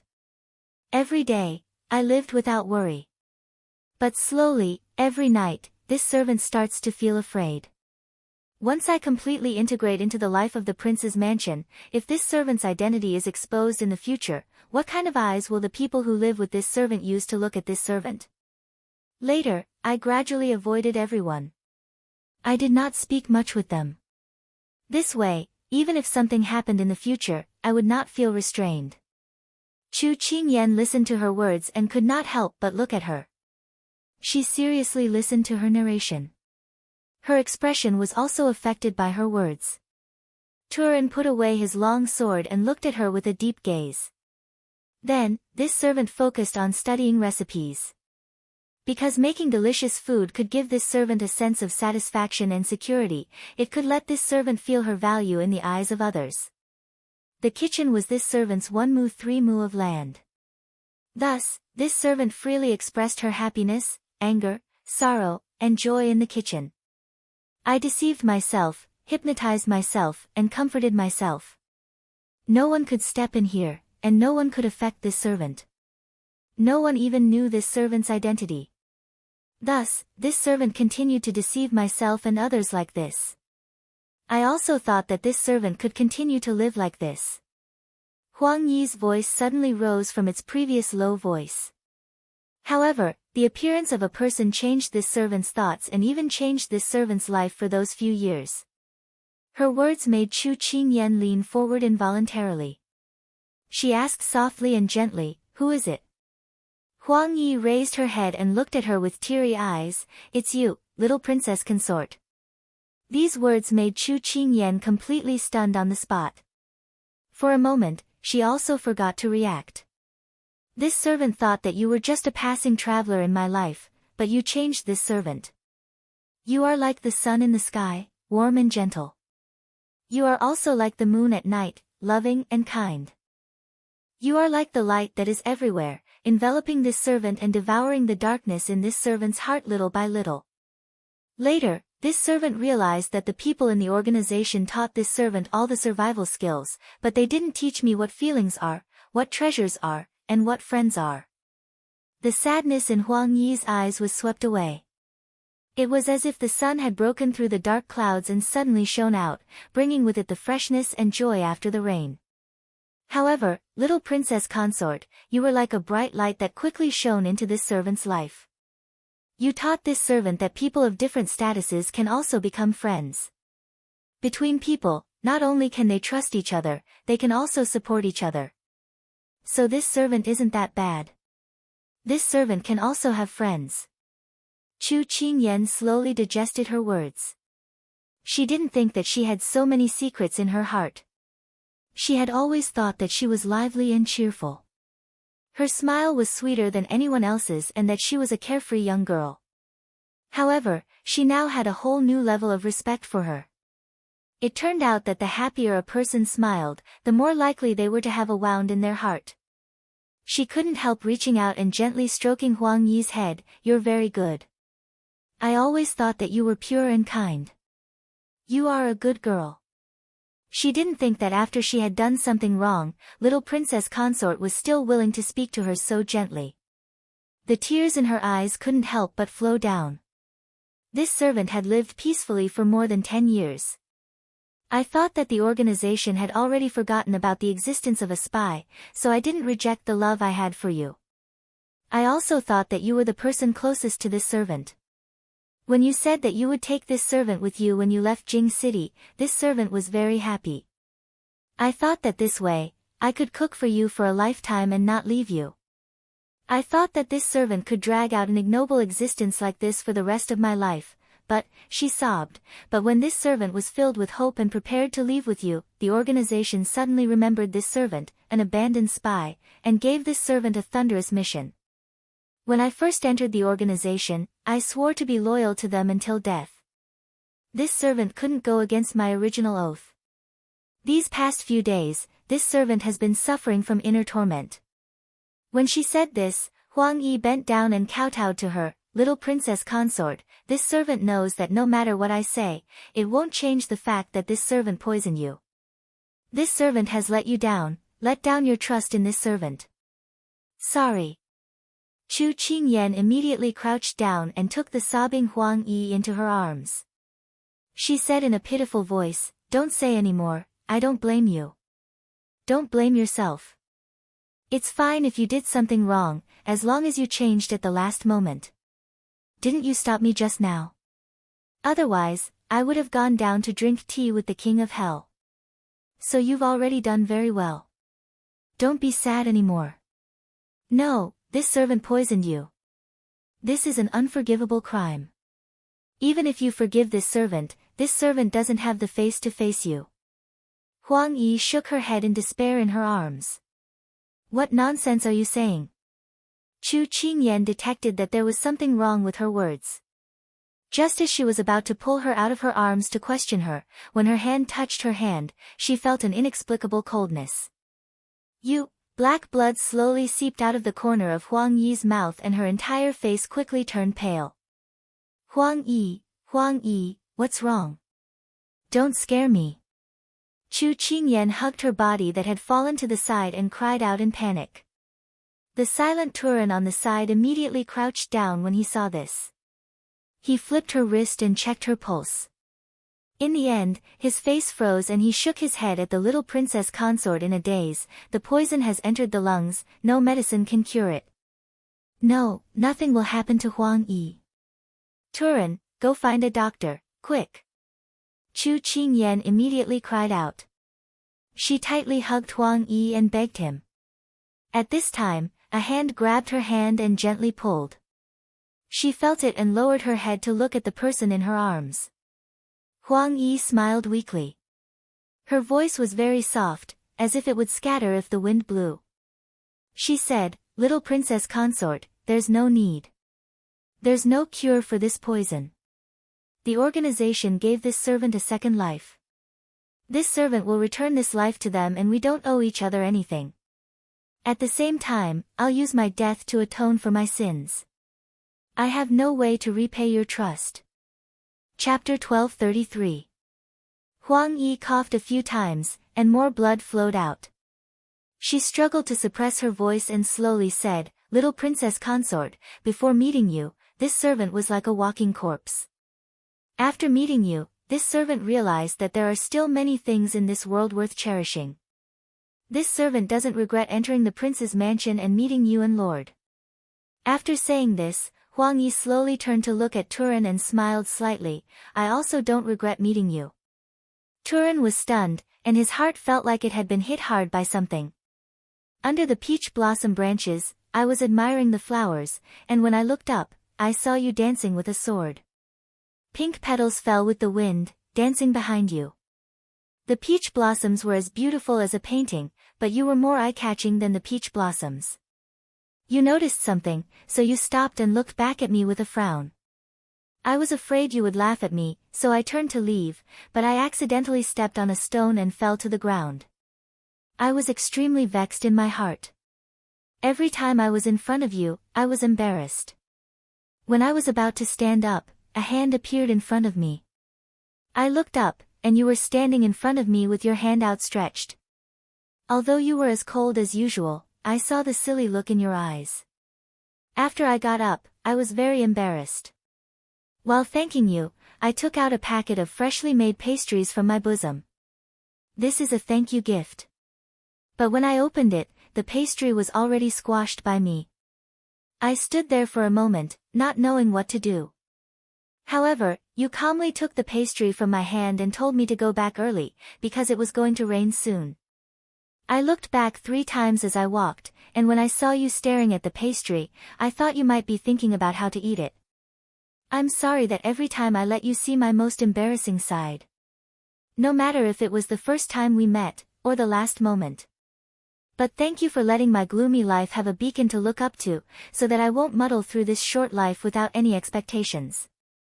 I hope that my appearance didn't disturb you, and I hope that my departure didn't cause you any trouble. So goodbye, my short life." After saying this, she closed her eyes. Fragments of the past flashed in front of her eyes, scene by scene, and she gradually lost her strength. Then, the memories disappeared little by little, and darkness rushed in until her eyes were swallowed. Although her face was pale, her smile was serene. Chu Qingyan looked at Huang Yi, who was no longer breathing. Her hands trembled uncontrollably as she shook Huang Yi's shoulders and said softly, "Huang Yi, are you asleep? Don't scare me. I'm not angry with you. I don't blame you. You can't abandon us like this. If you're not here, who's going to cook for us? Who would ask me to taste a new dish when they were researching it? Who would boil medicine for me when I'm feeling unwell? Father likes to eat the meat dishes you make the most, and I like sweet and sour the most. Mother said that the vegetarian dishes you make are very delicious. You are so amazing, and you have a talent in cooking that others can only envy. You are so dazzling and worthy of being proud of. Why did you give up on yourself so easily? With me around, no one will force you to do things you don't like. Did you hear that? I won't allow you to leave. You're not allowed to," she said so much, but the person in her arms didn't react at all. She couldn't help but lie on her body and cry bitterly. Turan stood there blankly, his mind blank. He looked at the lifeless person, and her past frowns and smiles suddenly appeared in front of his eyes. Sometimes she would look up and smile, sometimes she would awkwardly pretend to smile, and sometimes she would mischievously sneak a smile. The details that he had never noticed before were so clear at this moment. It was so clear that it was as if she was still in front of his eyes, handing him pastries and saying that he would be hungry after patrolling every day. She would put it in his sleeve, and when he was hungry, he could take it out to fill his stomach. It turned out that losing a person could be so fast. It was so fast that before you could reach out your hand, she would already be gone. In the future, who would stand under the tree and secretly give him pastries? In the future, who would reveal an innocent face after being caught peeping at him? In the future, who would smile and say that they didn't regret meeting him? For the first time in so many years, he tasted the taste of heartache. It turned out that this was the feeling of heartache. Higashio Motetsu, who hurried over, saw such a scene. She hugged the servant girl and cried uncontrollably. It was as if the entire world had darkened. He clutched his chest, feeling a throbbing pain as he looked at her inconsolable appearance. I said that I would protect you well and not let you be sad, but everything that happened was either caused by me or related to me. Now, I don't know how to face you. Thinking back to the words he had said to her at Hugwa Temple, he couldn't help but laugh at himself. He was indeed too conceited. Xuanqi Zimo followed his master with difficulty. When he stood beside him and saw this scene, he couldn't help but turn his head to sigh at his master's good fortune that he was fine. However, he saw that blood was dripping from the corner of his master's mouth. He cried out in alarm, "Master, you!" Higashio Motetsu frowned and wiped the corner of his mouth. He said indifferently, "It's nothing. Let's go back." With that, he turned around and jumped down from the wall.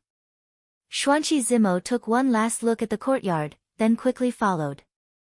"Master, don't you want to see Miss Chu?" "There's no need. Then this subordinate will find a doctor for you. Your injury can't be delayed any longer." "Enough nonsense. Let's go back."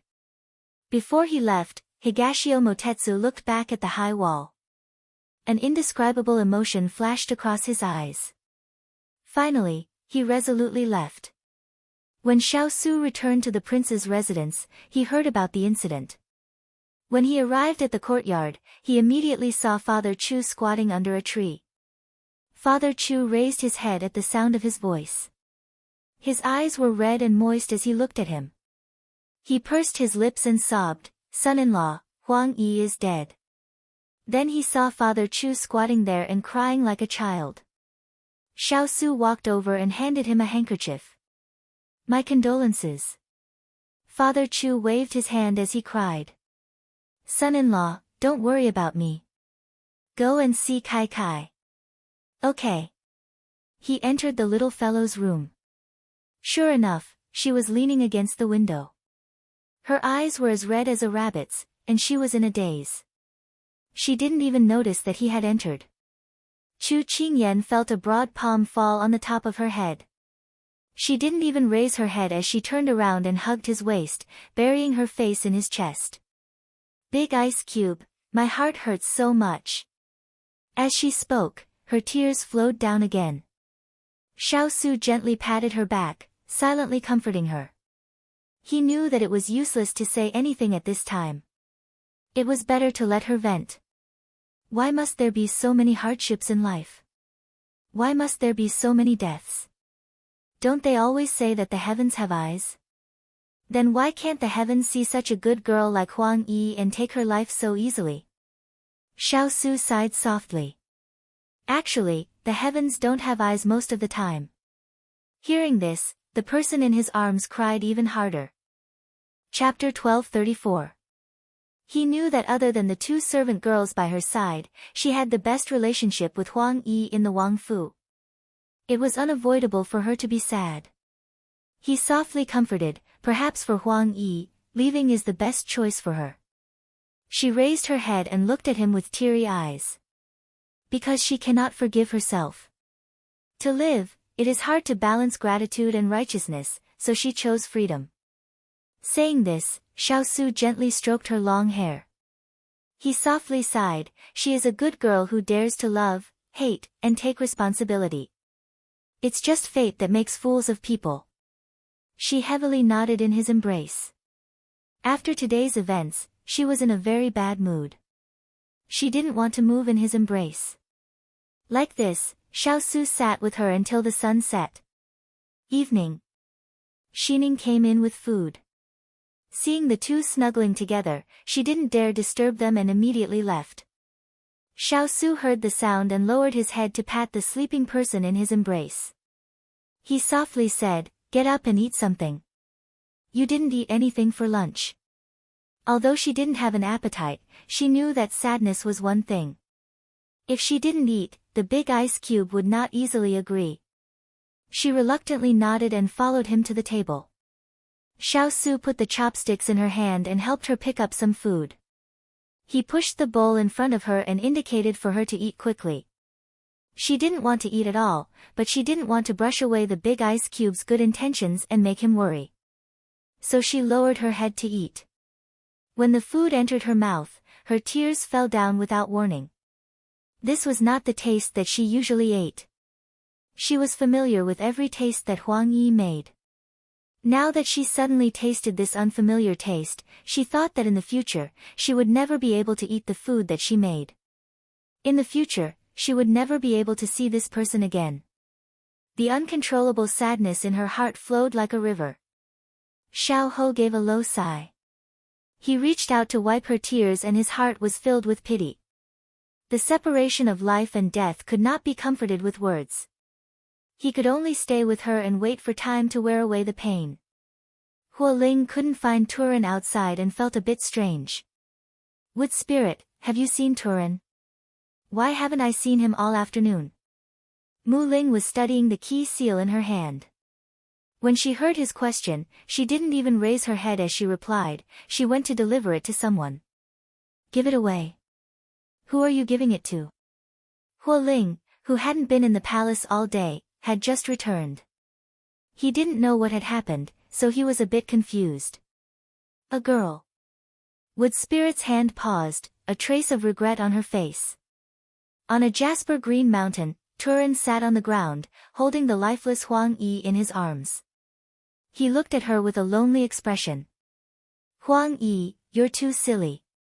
If you have any problems, you can tell us. Everyone will help you. You shouldn't walk into a dead end alone. After saying that, he smiled bitterly. Unfortunately, it's too late for that.